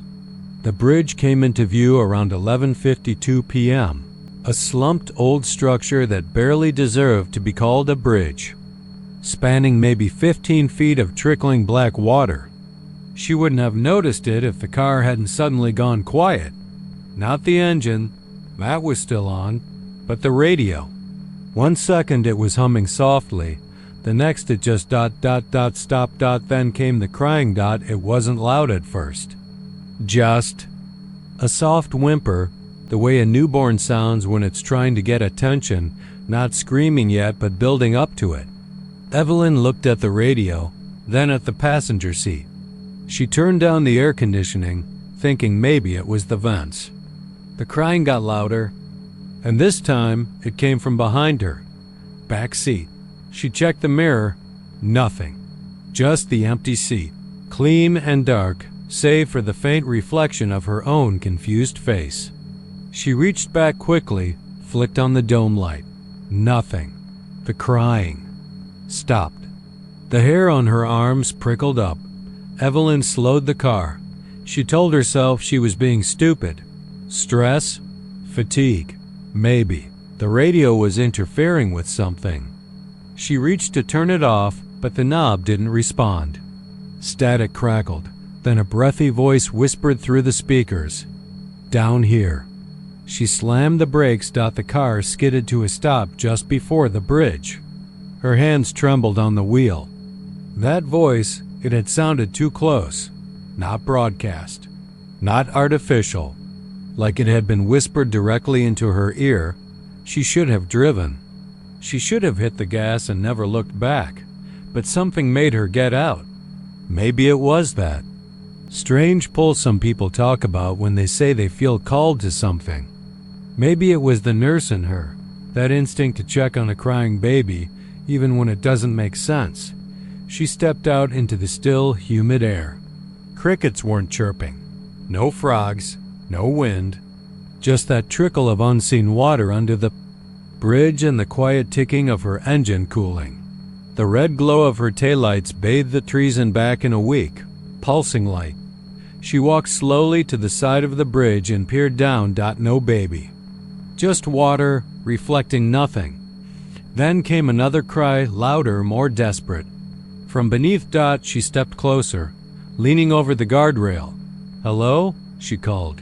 Is someone there? The crying turned into a wet gurgle. Then silence. She turned to go back to the car. That's when she saw the passenger door was open. She hadn't left it open. Her headlights dimmed, then flared again. The car's dome light clicked on and stayed on. She stared at it, heart thudding so hard it hurt her ears. Something was sitting in the passenger seat, small, wrapped in something white. Rocking slightly, she took one step toward it, and it turned its head. It didn't have a face, just a smooth, soft, wet thing like clay that hadn't fully formed. A wide slit where a mouth should be stretched into a soundless scream. Her throat clamped shut. She couldn't move, couldn't scream. She watched it reach for the steering wheel with long, soft fingers that looked boneless. Then her headlights shut off. The world went dark. The only thing left were her taillights, pulsing. The next morning, a county maintenance worker found the car still running, parked with the driver's door open and both front seats empty. The radio was playing white noise. The dome light blinking steadily like a heartbeat. No one ever found. Evelyn. The water under the bridge was checked. Nothing. Dogs were brought out. They whimpered and refused to go near it. One pissed itself. That night, at exactly midnight, a baby cried again under the bridge. Two teens in a black Tacoma stopped to check. Now, their truck's still out there. Engine cold. Rear lights pulsing. Doors wide open. And every night since, the crying comes a little earlier. Sometimes at 11:45. Sometimes 11:30. Sometimes right after dusk. People say the baby's getting stronger. Others say it was never a baby at all. The first time Santiago Ruiz heard about Devil's Bend, he was sitting in the break room of the Laredo Postal Sorting Center, sipping bitter vending machine coffee and trying not to fall asleep on his last hour of the graveyard shift. The old janitor, Hector, whose face looked like cracked leather and hands like they'd wrung the life out of dirt, was telling a story to a young temp who looked too fresh-faced to last another week. "It's out past Loop 20, Hector said, not looking at Santiago but talking loud enough for the whole room. "Highway 83 meets it near the brush line. Ain't even marked on most GPS apps. You'll know when you hit it, though. The road bends sharp, but the air gets weird. Feels like you're underwater. And then everything just stops. Sound, wind, even your own breath. Gone." The temp chuckled nervously, but Hector didn't. People stop there. They think something's wrong. Then they get out of the car. Then they don't come back. That was 2 nights before Santiago drove it himself. He hadn't planned to.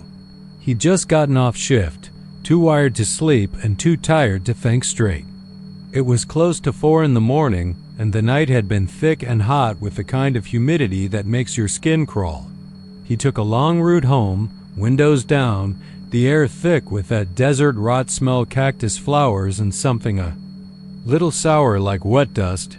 His Honda's radio had been acting up lately, flickering static between every station, but it was still better than silence. Until a WASN single quotes T dot just north of Laredo on a 2-lane stretch that shouldn't have been. Familiar but somehow was, the static cut out completely. Not a fade. Not a hiss. Just dead silence. Santiago frowned and turned the knob, flipping between frequencies. Nothing. Not even the low hum of dead air. Just nothing. He muttered a curse, then noticed something else. The road had started to curve unnaturally, the kind of bend that creeps up too slow to notice at first, but long enough you feel like your car's leaning sideways. His tires made no sound on the pavement. The wind was gone. The hum of the engine was still there. He could feel it vibrating, but he couldn't hear it. Even his breath, labored from the heat, made no sound in his own ears.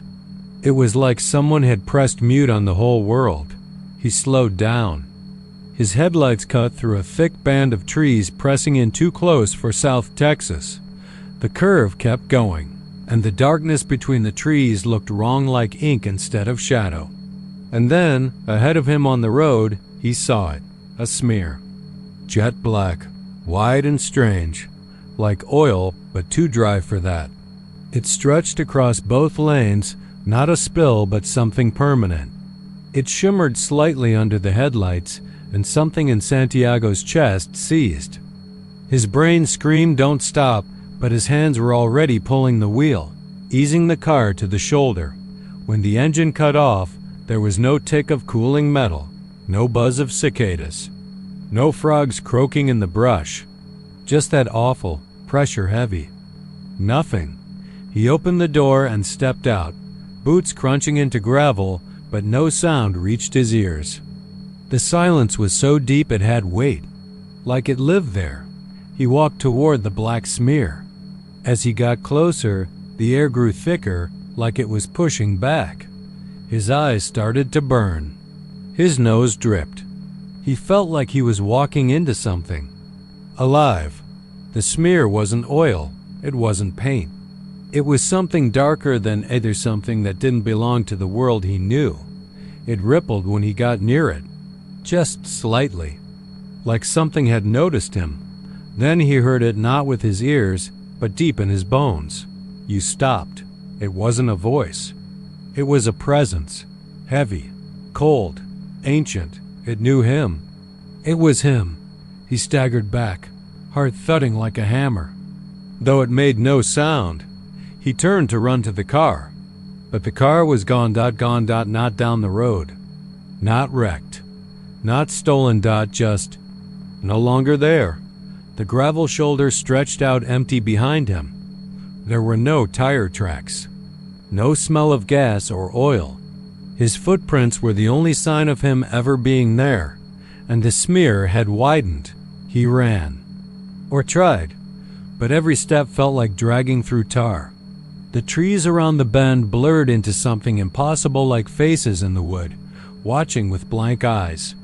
The air grew colder and heavier until he dropped to his knees, and then it ended. Morning came. Traffic resumed, and there, just on the outside edge of the bend, highway workers laid down cones around the black smear, which had returned. Same shape, same spot. One man nudged it with a boot and found his toe burning for an hour after. They didn't know where it came from. No one did. No oil company claimed a spill. No test sample matched any known substance. It wasn't flammable, wasn't corrosive, but it was always there after someone went missing.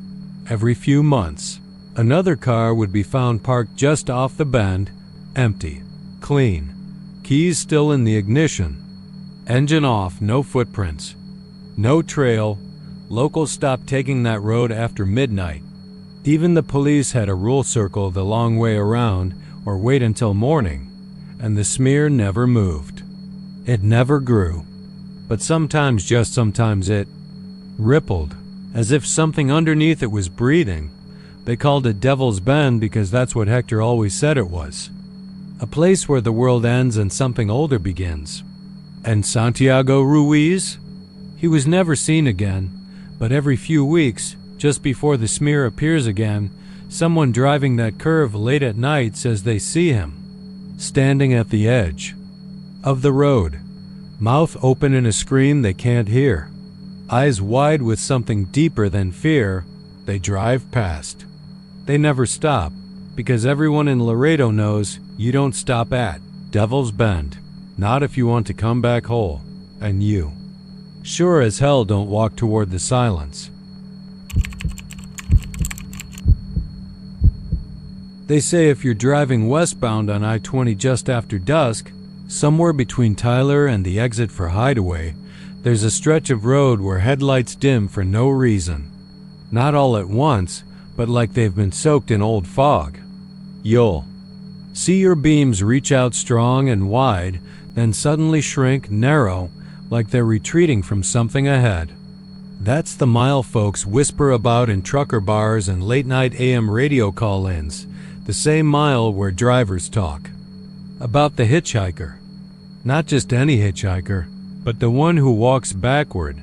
People first started noticing him around the summer of 2006, when a trucker named Delred Harmon pulled into a diner outside Canton with his face pale as marble and his voice shaking, like he'd swallowed a blender full of ice. Said he saw a man walking backward on the shoulder thumb out, head turned not toward him but toward the tree line. Not a glance at traffic. Just walking that way, slow and steady, like he was being reeled back in. Red didn't stop. But he looked in his mirror as he passed and swore he saw the man's feet weren't quite touching the pavement.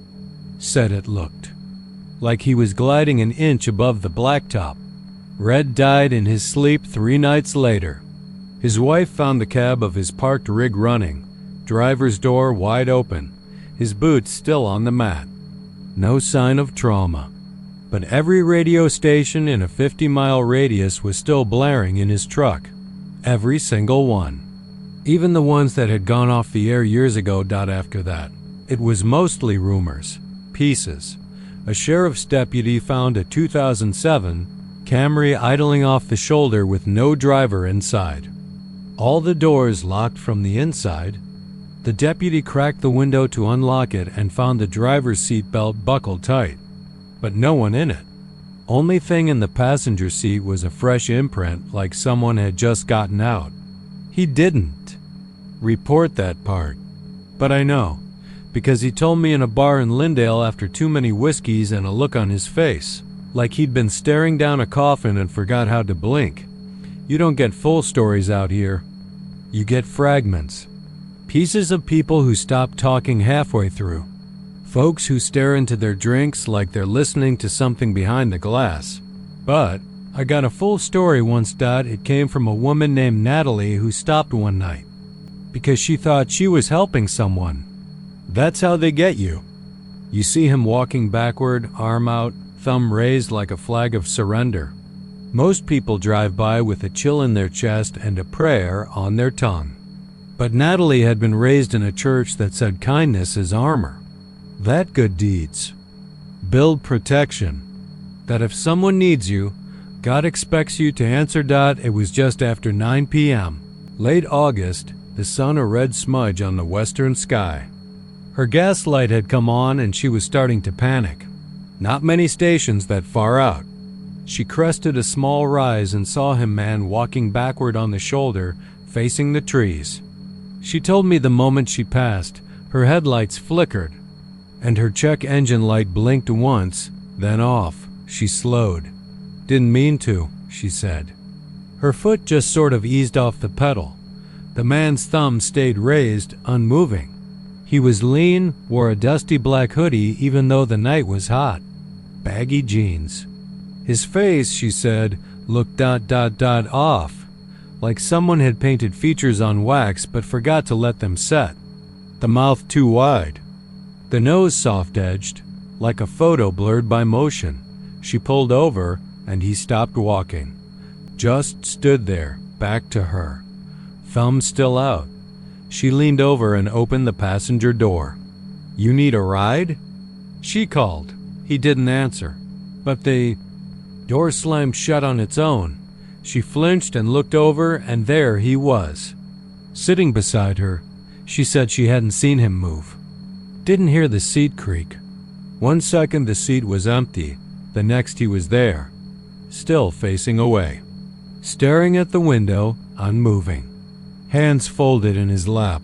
She tried to say something, but the words died in her throat. Her fingers gripped the wheel so tight her knuckles hurt. She eased back onto the highway, trying not to look at him. She told me he smelled like rust and wet dirt, like something pulled from under an old barn floor. "What's your name?" she finally asked. He didn't answer, but the radio came on. All. By itself, an old station. Static heavy, but playing something strange. Not music. Just whispering. Low. Almost chanting. She said she couldn't understand the words, but they made her skin crawl. Like hearing your own name in a language you don't speak. Then the lights in her dashboard blinked out. Her phone died. Her headlights dimmed. She was still moving, but the world around her looked like it had been drained of color. He finally spoke, but not in words. She said his mouth opened, but the voice didn't come from him. It came from the back seat, from right behind her head. "Turn here," it said. There was no turn. Just trees and dark brush. "Turn," it said again. She didn't. She kept driving. The voice changed. Became angry. Not loud, still calm, but the kind of calm that fills morgues and padded rooms.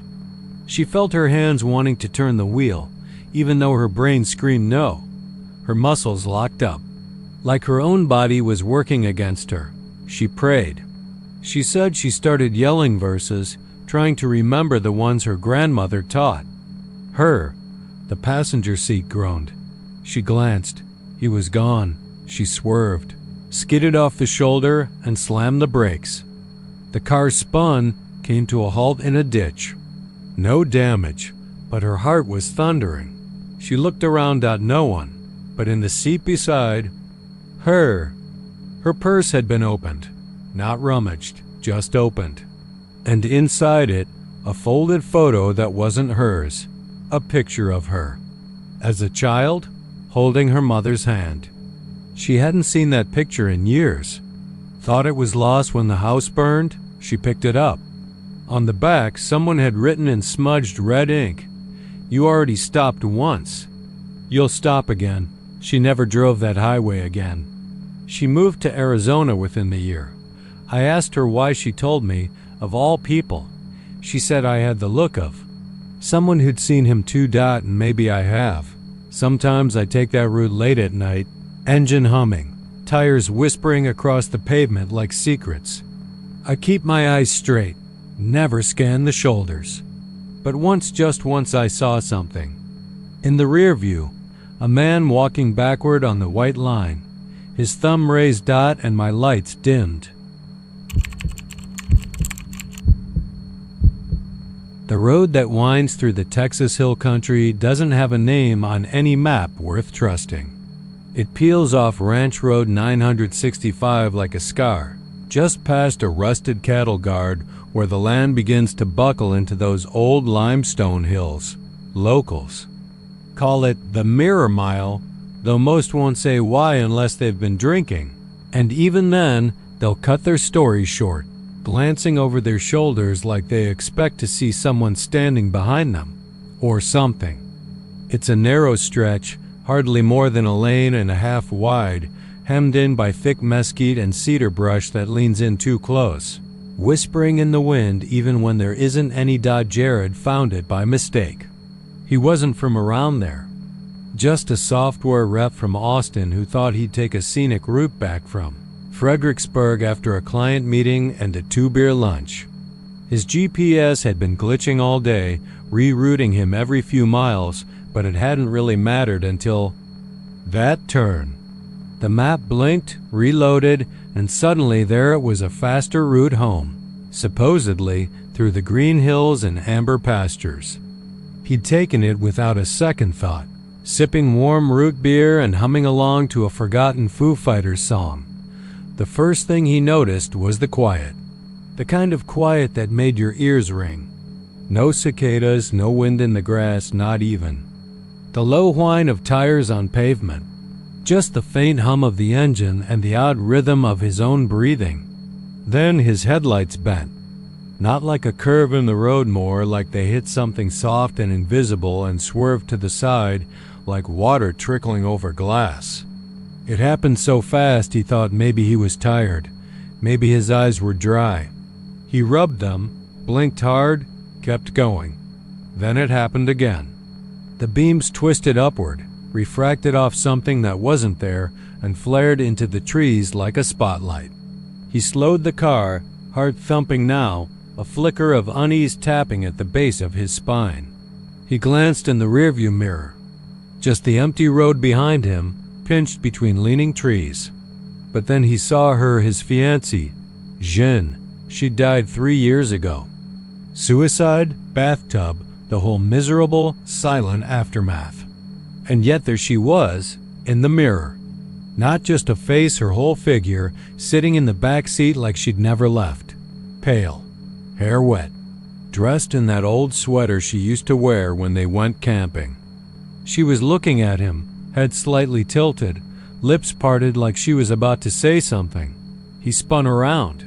The back seat was empty. When he looked back at the mirror, she was still there. And this time, she smiled. His foot slipped on the brake. The car jerked forward, tires skidding a little on the gravel shoulder. The mirror cracked, just a thin fracture like a hairline across a windshield. But it spread fast, webbing across the glass until the image of June was broken into a dozen pieces and still smiling in each one. He didn't turn around again. He just kept driving. The trees grew thicker, bending toward the car like they wanted to wrap it up. The headlights kept refracting, bouncing off patches of fog that weren't fog, bending in sharp, unnatural angles that made shadows twist and crawl across the dashboard. His radio started to hiss, then warble, picking up strange voices speaking in tones that weren't language. At least not one Jared knew. Every time he reached for the dial, the voices got louder, closer, until it felt like they were right behind his ears, whispering through his skull. Then he saw them. On the road ahead, just at the edge of the headlights, were people, figures, some walking, some standing still, all facing away from him. They looked familiar, too familiar. One had the slouched shoulders and ratty leather jacket of his old college roommate who'd odd in 2016. Another had the limp gait and curly blonde hair of his younger sister lost in a car crash on I-35 when she was 19. He wanted to stop. Every bone in his body screamed to stop. But something else, deeper, darker, told him not to. Something primal, Survival, maybe, or fear, but the car was already slowing.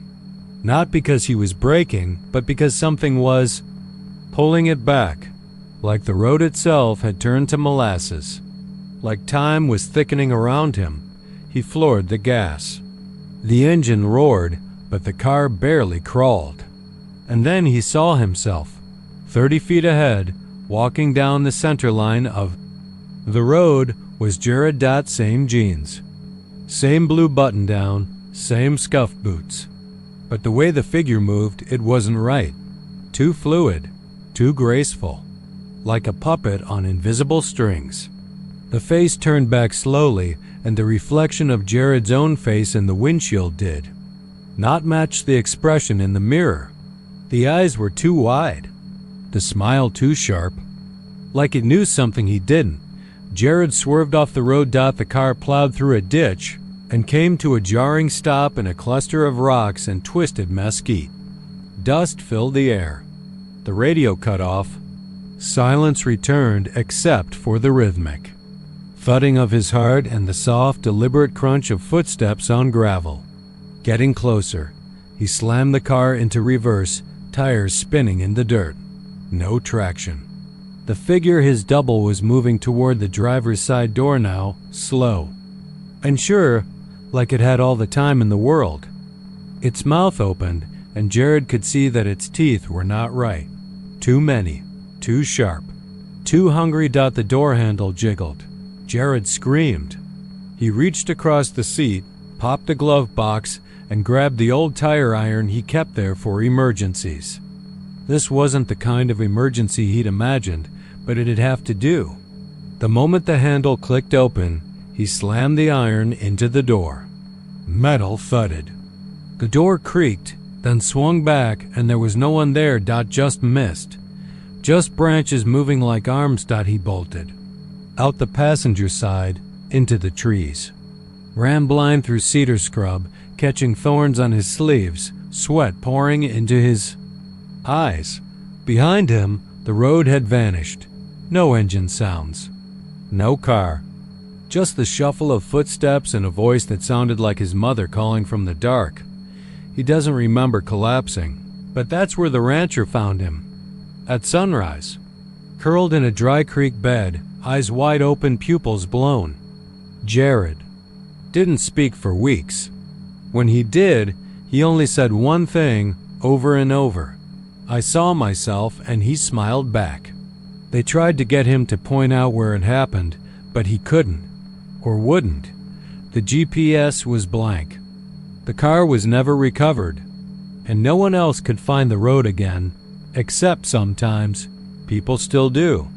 A family of 4 driving from Llano to Kerrville vanished in 2019. Their dashcam footage ended with a flicker of strange light and a warped reflection in the windshield. A college kid on a motorcycle came back babbling about seeing his twin riding beside him in the dark. An old man from Mason walked 5 miles home barefoot and bleeding, claiming he'd outrun himself. And always, the story is the same. 1 mile. 1 mile where the road bends your headlights, bends your mind, and makes mirrors lie. Because sometimes what you see isn't you. And sometimes it is, but it's already too late. In the desert stretch between Marfa and Alpine, where the land turns to tan dust and the sun bleeds into everything like an infection, there's a curve just past a dried-out creek bed that locals don't like to talk about. Most folks driving that patch of Highway 90, especially at night, keep their eyes straight, their foot steady and their hands glued to the wheel, no matter what catches in their peripheral vision. But sometimes the thing that catches isn't a shadow, isn't a trick of the light or the mind, and it isn't something you can ignore. That stretch of road is long and lonesome, the kind of stretch where the air feels too still and the silence has weight. Ranch fences run forever along both sides, rotting and half buried in dust, broken in places where even barbed wire gave up holding anything back. There's a patch of yucca on the left, always lit strangely, like it's got its own moon. And That's where the jackrabbit waits. They call it the jackrabbit that watched, and if you've seen it, you never forget the feeling. You'll be driving sometime between dusk and the dead of night, maybe a little tired, maybe just zoned out in the monotony of the desert, and then there it is, sitting by the shoulder, facing the road. Just sitting. It doesn't twitch. Doesn't hop away, just stares. Too big to be real. Taller than your knee if you stood beside it, maybe even waist high. Ears like spears, eyes too round, too human in the way they look at you. And if you see it blink, just once you're done. There are stories. Like the one about Junior Vasquez, who worked for the radio station in Alpine and liked to drive the desert at night, smoking cigarettes and listening to old Tejano tapes his uncle made back in the 70s. Junior was the kind of guy who didn't believe in much. Ghosts, spirits, weird desert stuff, he laughed it off. His girlfriend said he liked chasing myths, so he could laugh louder when they turned out to be nothing. He drove out one September night chasing a thunderstorm. Wanted to get some pictures of lightning forks over the plains, maybe capture something rare. But he never made it to Marfa. The troopers found his car 2 days later, parked neat on the shoulder, keys in the ignition, camera bag in the front seat. Doors locked from the inside, no sign of struggle. No Junior. They say the footage from his dashboard cam, what little wasn't static, showed him slowing down near that stretch. The last clear frame? A huge jackrabbit sitting on the roadside, unmoving, its eyes reflecting the headlights like gold coins. He never came home. Then there was Penny Gordon, a tourist from Minnesota. She flew into El Paso and rented a car to tour the weird towns and take desert photos. Her last call was to her husband, somewhere near Marfa, telling him the sunset was hauntingly beautiful and that she'd be in Alpine by 9. But her GPS never updated after 8:07 p.m. Her rental was found 3 weeks later, gas tank full, door ajar, purse on the seat. Her phone was dead and full of dust, but one picture had uploaded to the cloud. It was blurry, taken from the driver's seat. Just a sliver of the road, the reddish glow of the setting sun, and something on the shoulder. Something tall. Ears like daggers. Facing the car. The deputy who reviewed the file said it made him nauseous just looking at it. Like the shape in the photo was wrong, like it pushed against the edges of the lens. Didn't fit the frame. A few months later, a pair of college boys from Lubbock tried to prank the local sheriff's office. They dressed up a big fake rabbit, filmed themselves driving past it, and sent the clip to a paranormal podcast claiming it was real. They laughed their asses off for a week until one of them didn't show up for his midterms. Then the other stopped answering calls. Both were found in their dorm room, seated on their beds, eyes wide open. Dead. No trauma, no drugs, no sign of violence. But their roommates said they kept hearing whispering behind the locked door for hours before anyone found the bodies. Whispering that didn't stop until someone finally turned the knob. That's the thing people don't mention enough, the whispering. They say if you slow down, if you dare roll your window down, you'll hear something. Something like soft murmuring in a language that doesn't belong to this place. Some say it sounds like a child reciting names. Others say it's like the hum of a radio left on in an empty room. One woman who survived barely said she didn't hear anything, but her dog started yelping and clawing at the back window like it was trying to escape the car. She didn't even see the jackrabbit, she said, just felt it. Like it was there, behind the glass, breathing on her neck. She crashed into a mesquite tree, walked 3 miles barefoot, bleeding from the nose, never drove again. Nobody knows what it is. Some say it's a skinwalker. Others think it's a leftover ghost from some ancient wrong, a curse born from bones buried too long ago to matter now. But whatever it is, it waits, and it watches. And if it blinks, if you see that one slow, deliberate blink, you'll never reach where you were going. People who stop vanish. People who stare too long start forgetting things. First little things, names, addresses, what year it is. Then bigger pieces. One man showed up in Marfa, claiming to be from 1952. Thought Eisenhower was still president and couldn't figure out how his own hands had so many liver spots. He didn't even remember stopping the car, just remembered eyes. Big, wet gold. Eyes. There's a local rule, written in no books but passed down in gas stations and diners. If you're driving between Marfa and Alpine and the desert starts to feel too still, too empty, and your headlights catch a tall shape on the shoulder keep, driving. Don't slow, don't look directly. And for the love of everything, don't stop, because the rabbit doesn't hop.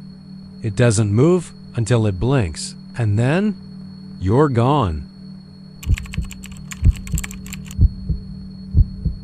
It's not on any new map. No GPS recognizes it. But they say if you're coming out of Eden just after sunset, and if your mind's not quite right, maybe drunk, maybe tired, maybe just wandering, you might see the old sign leaning out of the brush like something half buried in a shallow grave. It doesn't look like much. Rusted green aluminum with fading white numbers, almost unreadable. But if you squint against the last red of the sky, you can still make them out. 666. Route 666. Though they stripped the name years ago, paved it over, and redrew every chart. Still, it lingers like cancer under scar tissue. Clayton Everly wasn't supposed to be in Eden. He was supposed to be 200 miles west, home in Big Spring, sleeping off the third shift at the plant. But a last-minute pickup had him driving back roads with a truck full of engine valves, barely legal on weight, and overheating in the July dusk. His GPS had rerouted him twice already, and he was swearing under his breath when he saw it. That crook sign just peeking through mesquite like a whisper. He didn't even remember turning the wheel, not really. But his tires crunched onto gravel like they'd been waiting for it, and the road dipped down like a throat swallowing him whole. Right away, something felt off. The pavement looked newer than it should have, like it had been laid by someone who remembered the old way. Roads used to feel smooth, but with just enough ripple to keep your hands on the wheel. The white lines were pristine, too perfect, like they'd been painted yesterday. But there were no road crews, no reflectors, no mile markers, no anything really. Just the curve of road swallowed up in the trees ahead and the eerie sense of stillness. About 5 minutes in, his phone went dead. Not low battery, just blank screen, like someone had reached through the tower signals and pulled the plug. His radio followed. First came static, then a low whine, like something winding up. Then came the voices. They weren't clear at first, just whispers curling around his ears like breath on glass. Then one broke through, a woman's voice, distant and broken. "Turn around, please, turn around." He blinked hard, glanced at the back seat through the rear view, but saw only the shadows shifting in the cab. A few seconds later, another voice, deeper, cracked and full of gravel. "Keep going, you're almost through." Then silence. He should have stopped. Any sane man would have stopped. But Clayton kept his foot on the gas, even as the air outside seemed to get thicker, the way it does before a tornado drops.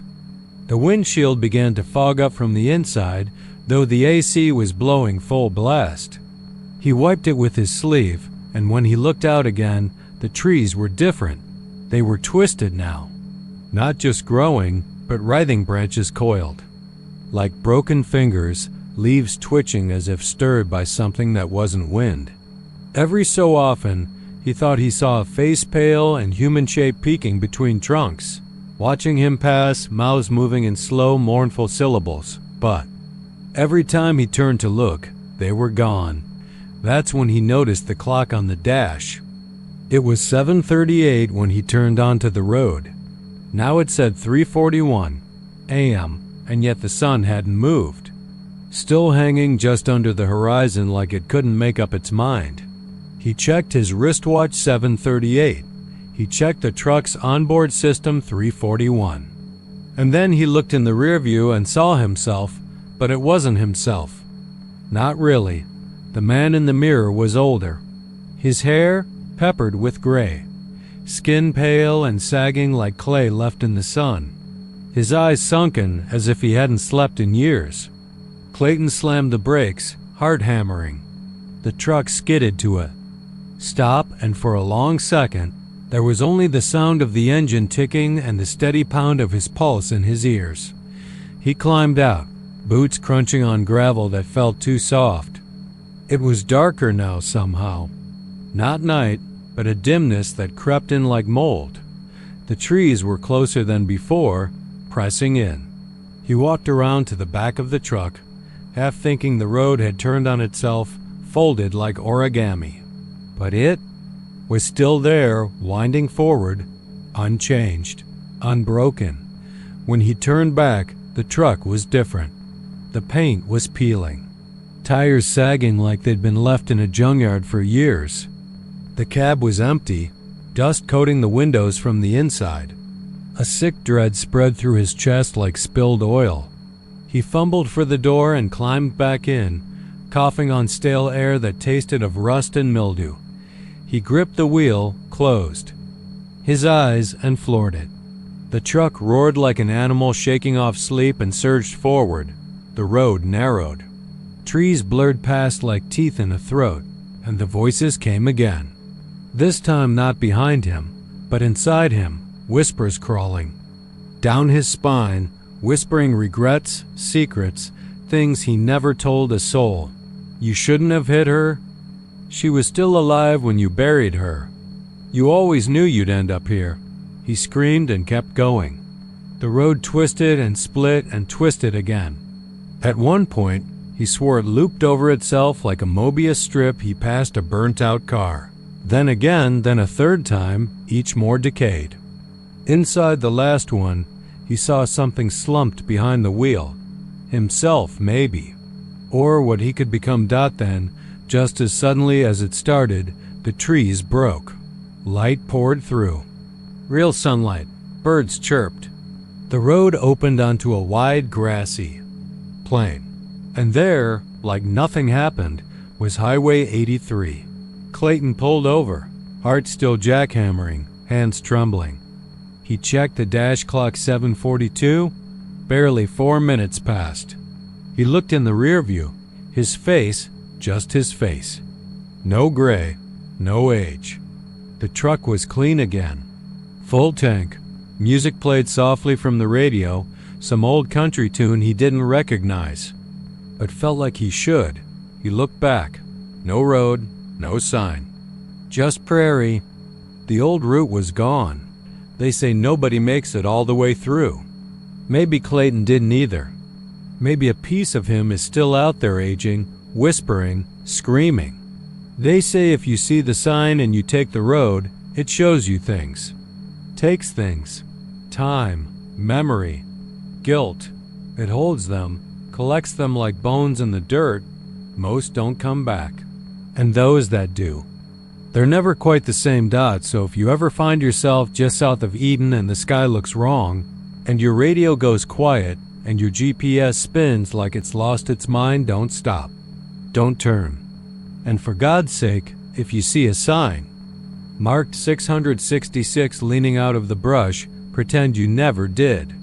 Because some roads weren't meant to be driven. Some roads remember you. The first time I saw the house, I was headed south on FM 2100, just outside Huffman, on my way back from a delivery run to Dayton. It was around 2:15 a.m., fog riding low on the asphalt like spilled smoke, the pine trees standing black and rigid, against a sky that looked too close, too thick with clouds to be normal. My CB crackled with static, which wasn't unusual, not out in those rural backroads. But there was something about it that night, like a whisper buried under the snowstorm of noise. I turned the knob, fiddled with the antenna switch, but it didn't stop. That's when I saw a dot. It wasn't there, and then it was an old wooden house off the shoulder. No mailbox, no driveway, no signs it had ever belonged to the land. It looked sagged in places, like something that had been pulled up from the earth by invisible hands. The boards were the color of wet ash, the windows dark holes. It was maybe 20 yards from the road, standing crooked in a clearing that shouldn't have been there. I slowed the truck, blinked twice, rubbed my eyes. Huffman didn't have houses like that. Not that old, not that decayed. I passed it in seconds, my headlights brushing the porch. Something moved behind the front window, just a flicker, a shape. I looked in the rear view, nothing but the fog chasing my taillights. Then came the static again, louder this time. My radio wasn't just crackling. It was speaking, kind of a rhythm, like someone breathing through gritted teeth. I reached over to kill the power, but it cut itself off before I touched it. Dead silent. Then my phone chirped and buzzed, screen white, then black. Hot in my hand like it'd been microwaved. I slowed to a crawl and thought about turning around. Maybe the house was some prop or an art installation. Maybe I was overtired. I had been driving since noon, running on caffeine and beef jerky. But I couldn't shake the image of that sagging porch or the shadow in the window. I thought maybe I'd just drive back, take a quick look, prove it wasn't there. Maybe I'd imagined it. Hell, I even laughed a little dot, so I turned around. The road was dead empty, no lights, no cars. I rolled slow, headlights cutting through the mist like dull knives. And then, there it was again, but closer, close to the road. Maybe 10 yards now, right at the tree line. I slammed the brakes and sat there staring at it. I hadn't heard anything move. No scraping, no shifting. But it had moved. I tried to reverse, but the gear shift wouldn't budge. My hands felt heavy, fingers tingling. My breath steamed the glass even though the AC was on. Then the static returned this time from every speaker in the truck, even the ones that hadn't worked in years. It wasn't just white noise now. There was a voice inside it, saying something again and again, like a chant buried beneath layers of feedback. Come inside. I rolled up the window even though it was already shut. The air had turned thick like soup, like something was hanging in it. My chest was tight, skin DMP. I blinked, looked again. The house was even closer now. On the shoulder, porch nearly brushing my passenger mirror. I hadn't seen it move. I hadn't even seen the trees part. It had just shifted, slid closer like a pawn across a chessboard. The voice whispered again, clearer now. Come inside. My phone lit up, just for a moment, a white screen. Then a red symbol appeared, something like a house drawn by a child, crooked and shaking, like it had been scratched into the screen with a nail. Then it burst into black, not off dead. It melted right there in my palm. The plastic oozed like wax. I reached for the door handle, but my fingers wouldn't close. They trembled like they weren't mine. My mouth went dry.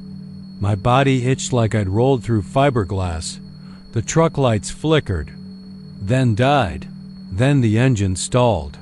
I was left in the dark with the fog creeping in like a living thing. Something tapped my rear window, soft at first. Then again, louder, 3 taps. Like knuckles. I turned to look. Nothing. But the backseat felt heavier. I don't know how else to explain it. Like someone had settled in behind me. I didn't hear the door open. Didn't hear breathing, but I knew. I knew something was back there. I could feel its eyes. The truck started again. No keys. Just roared back to life. The lights flashed. The radio screamed, high-pitched wail, like every frequency collapsing into one screech. Then it went quiet again. When I turned back, the house was gone. Just trees and fog that I drove. Didn't stop. Didn't even look back. I didn't speak about it for months until I met a guy at the Huffman gas station who drove nights too. We got to talking and he said, out of nowhere, "You ever seen the Static House on FM 2100? He said it like it was a known thing, like a myth, like Bigfoot. I froze, told him everything. He just nodded. "It moves," he said. "Gets closer. If you notice it, doesn't like being ignored." I asked what happened if someone went inside. He didn't speak for a minute. Then he said, there was a girl, Angela, worked nights at the Waffle House. Her boyfriend drove her home late one night. Said she made him pull over to look at it. He waited. She never came back out. Police? Didn't believe him. Thought he killed her. But the dashcam footage showed something else. You could see her walking up the porch, then flickering. Like the tape glitched, and then, no house, just fog. I asked what happened to the guy. He stopped talking, stopped eating, went catatonic. Hospital said he had some kind of breakdown, but before he cracked, he kept repeating the same thing. What? He looked me dead in the eye. She opened the door. The man wouldn't say more, just left. Drove off like the road behind him was burning. I've driven that stretch dozens of times since. Never at night, never alone. And I don't play the radio anymore. I keep the windows cracked. I keep the engine hot, but sometimes, when the fog rolls in thick and the trees hush, I see something from the corner of my eye, an outline. A porch, a window, and I hear it again, just barely under the static. Come inside. It starts with the moon, always the moon. Full and pale as skinned milk, hanging too low in the humid East Texas sky. A swollen eye staring through the pine boughs like it knows something you don't. Folks out near Nacogdoches don't talk about it much. Not the way they used to. Not since those hikers were found folded into each other like stacked chairs in a hunter's blind out by County Road 4. But before that, before it got real bad, it was mostly whispers and warnings. Things your granddad told you by the fire. After too much beer and too many regrets. Things like, you don't drive down Farm to Market 2863 on a moonbright night. Not unless you want to see the dog that walks like a man. No one's really sure where the first sighting happened. Some say it was a trucker hauling produce down from Lufkin who spotted the thing loping out of the tree line, tall as a man, head hanging low, a mouth too wide and too full of teeth. He radioed it in, shaking so hard he clipped a telephone pole not 2 miles later. When the sheriff's deputy pulled him from the wreck, the driver just kept mumbling, "It looked at me. It knew me, but it's always been around." The older folks remember stories from before there was pavement, when it was just wagon trails and moonshine running. Stories about men who went missing with their boots left behind, perfectly aligned at the roadside, toes pointing toward the trees, always with no tracks leading away, like they just stepped out of themselves. That's what got Katie's attention. She was working the overnight at that little gas station off 259, the one with the rusted out sign that never quite spelled market right. She was 23, fresh out of Angelina College, trying to save up for nursing school and far too tired to take old tailies seriously. The gas station sat close enough to FM 2863 that she'd see the occasional pair of headlights roll past in the dead hours. Usually it was just locals or drunk kids from town daring each other to go dog watching, laughing until something out there barked back long low. And wrong. It was just after 2 a.m. when the man walked in, all sweat and tremble. He was barefoot, shirtless. He smelled like copper and creek water. He had 2 deep scratches across his chest, as if something with fingers or claws had raked across him from shoulder to hip. But he didn't seem hurt, not really. Just hollowed out. "They're gone," he said, more to himself than to her. "They saw it. They stopped. I told them not to get out. I told them." His lips trembled. It stood up. Katie called the cops, but by the time they got there, the man was gone. Just a smear of wet footprints across the linoleum floor leading toward the road. His name was never released. No one claimed him. The cameras stopped working that night. It didn't stop with him. A week later, 2 teams from Dibble took their daddy's Bronco out past the logging trail turnoff. They were live streaming some nonsense urban legend challenge or some such when their video cut out halfway through a shaky shot of the moon reflecting off a long, dark stretch of asphalt. All that was left on their channel afterward was a single frame. Headlights pointing at the back of something tall and hunched, its silhouette oddly symmetrical, like it had shoulders. Wide, square shoulders. One of the kids' shoes was found. A mile away, sole still warm, no footprints in the dew-soaked grass.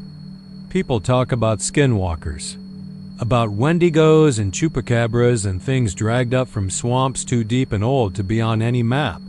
But the thing near Nacogdoches, it's different. Smarter, maybe, or more curious. See, it doesn't just appear. It waits. It walks the center of the road, upright, slow, and deliberate, like it wants you to see it, like it's daring you to stop. And people do. They stop because it doesn't make sense. A dog that tall shouldn't move like that, shouldn't turn. Its head like that, shouldn't smile like that. But it does. There was a deputy once, Ramirez. Tough woman, Iraq vet. She didn't believe the stories. She was called out after someone phoned in a man in a dog suit, crawling along the yellow line of FM 2863. She rolled up with her lights on full, and her cruiser's dash cam recording. What she saw made her quit the force the next morning. Never turned in her badge, just mailed it in. The video never made it to evidence. But the dispatch log still shows her last radio call. It's not human. I saw it once. Only once. It was in July. I was coming back from my cousin's place down near St. Augustine. Took a wrong turn, ended up on FM 2863, my GPS losing its damn mind, spinning me in circles. The moon was full, so full it made the road look slick with milk. My dog, Rufus, an old lab mix with no patience for nonsense, started whining the second. We passed that old rusted barbed wire fence that marks the county line. He curled up in the passenger seat, ears flat, eyes wide. I thought he was sick. But then I saw it. At first, I thought it was a man walking a dog. But no, just one figure. Dog-shaped, yes, but taller. Too tall. Its back legs were jointed wrong, too long. Its head swung left, then right, and then it stood. Stood. Straight up. 7 feet easy.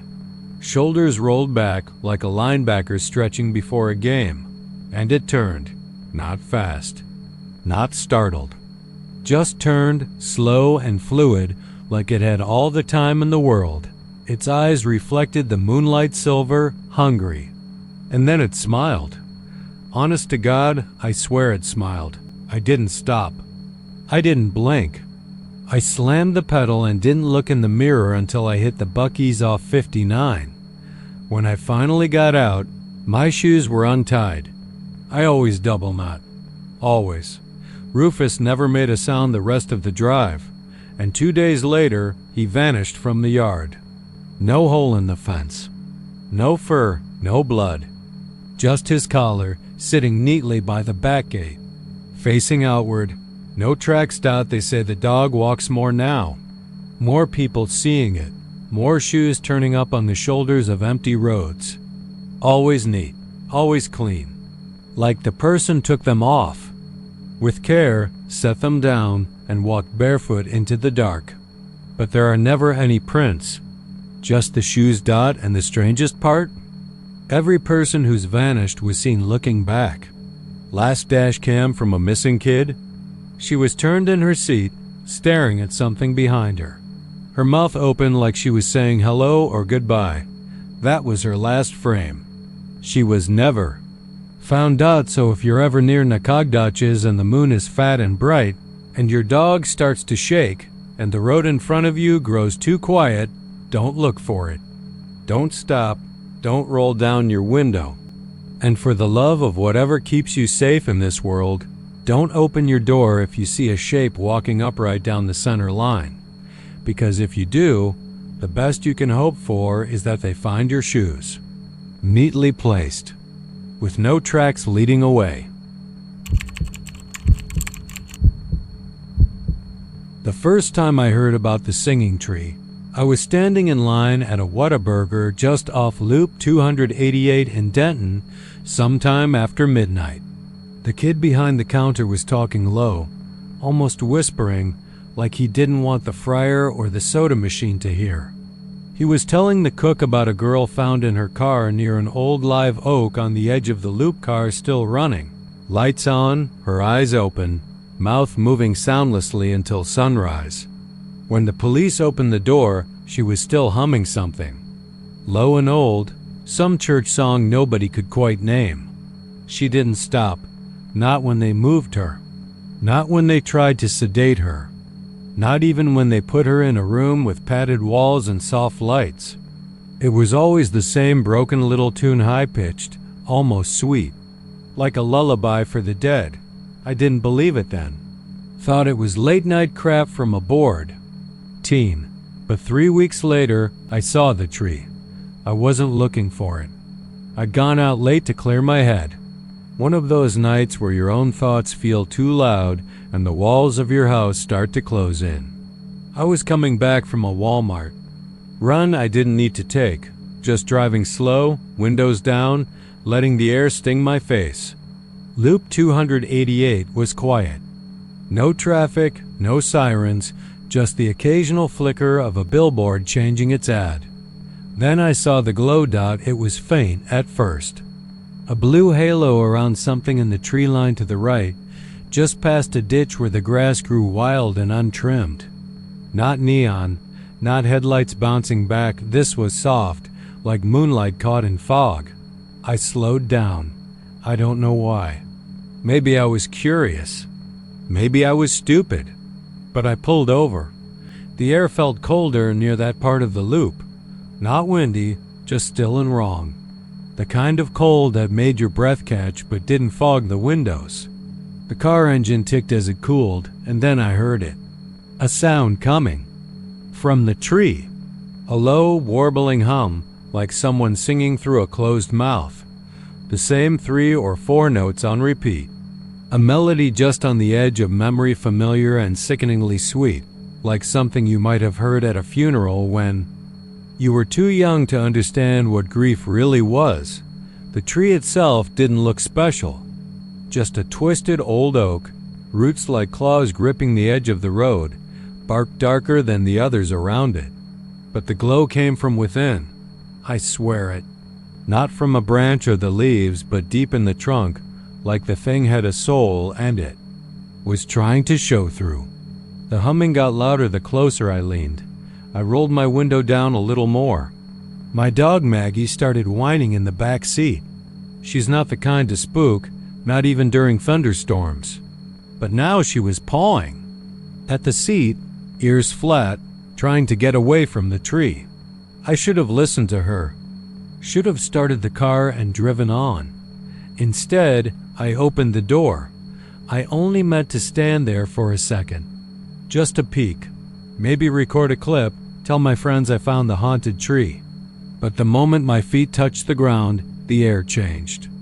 The sound got inside me, not just in my ears deeper. It vibrated in my bones. My legs went stiff. My lips began to move. And I swear to God I was singing. I didn't know the words. I wasn't thinking them, but they poured out anyway. Some verse about light and sorrow and a path beyond the veil. The kind of song a mother might sing to a child before drowning them to spare them something worse. I tried to stop. I bit my tongue until I tasted copper, but it didn't help. My lips kept moving. A warm trickle slid down my chin. I turned to the car. Maggie was barking now, loud and shrill, her nails scratching the door. Her eyes weren't on me, though. They were behind me, locked on something I couldn't see. I looked back at the tree. There was someone standing beneath it, or not standing. Floating, maybe. Hard to tell. The figure shimmered in the same soft blue, like it had been carved out of moonlight and stitched with smoke. It was tall, but genderless. And its face, if it had one, wasn't clear. Just a suggestion of a face. But I knew it was watching me. It began to hum. That's when I felt it crawl into my ears. Not sound anymore, but something heavier. Like water under pressure. My eardrums throbbed. I screamed, but the scream came out as a hymn. A perfect, pure note, vibrating the air around me like it belonged to a choir of the damned. My vision blurred. The tree shimmered and bent like heat rising off asphalt. I don't remember driving home. I woke up the next morning in my garage, car still running, radio hissing static. My shirt was damp with sweat and blood. Maggie was gone. Vanished. No broken windows, no open doors. Just her leash curled on the floorboard. That was a year ago.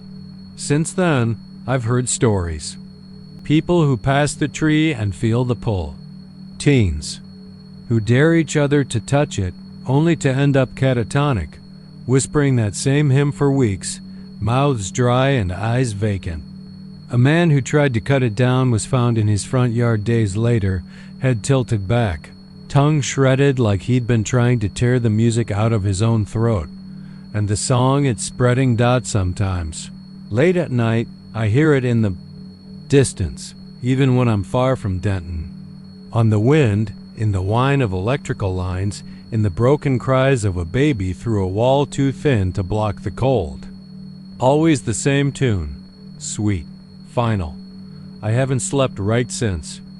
The doctors say my vocal cords are damaged, scarred. They don't understand why it happened all at once. They don't know why I hum in my sleep. I don't remember doing it, but my neighbor says she hears it through the wall. And I've seen the video my friend took when he stayed over once, me sitting upright in bed, eyes wide open, mouthing something no one taught me. They say the tree's been there since before. The loop was paved. Some old-timers call it a marker. Others say it was planted by mistake, wrong wood, wrong place, wrong time. But I think it's older than the road, older than the town, older than the bones beneath the dirt. I think it knows things. And I think it sings for a reason. So if you're driving that way and see a glow in the trees, don't stop. If you hear a hymn on the wind, don't hum along. And if you ever wake up with that song in your throat, unable to remember your own name but humming, a tune only the dead should know, then it's already too late. You listened. You leaned in. And now you'll sing forever.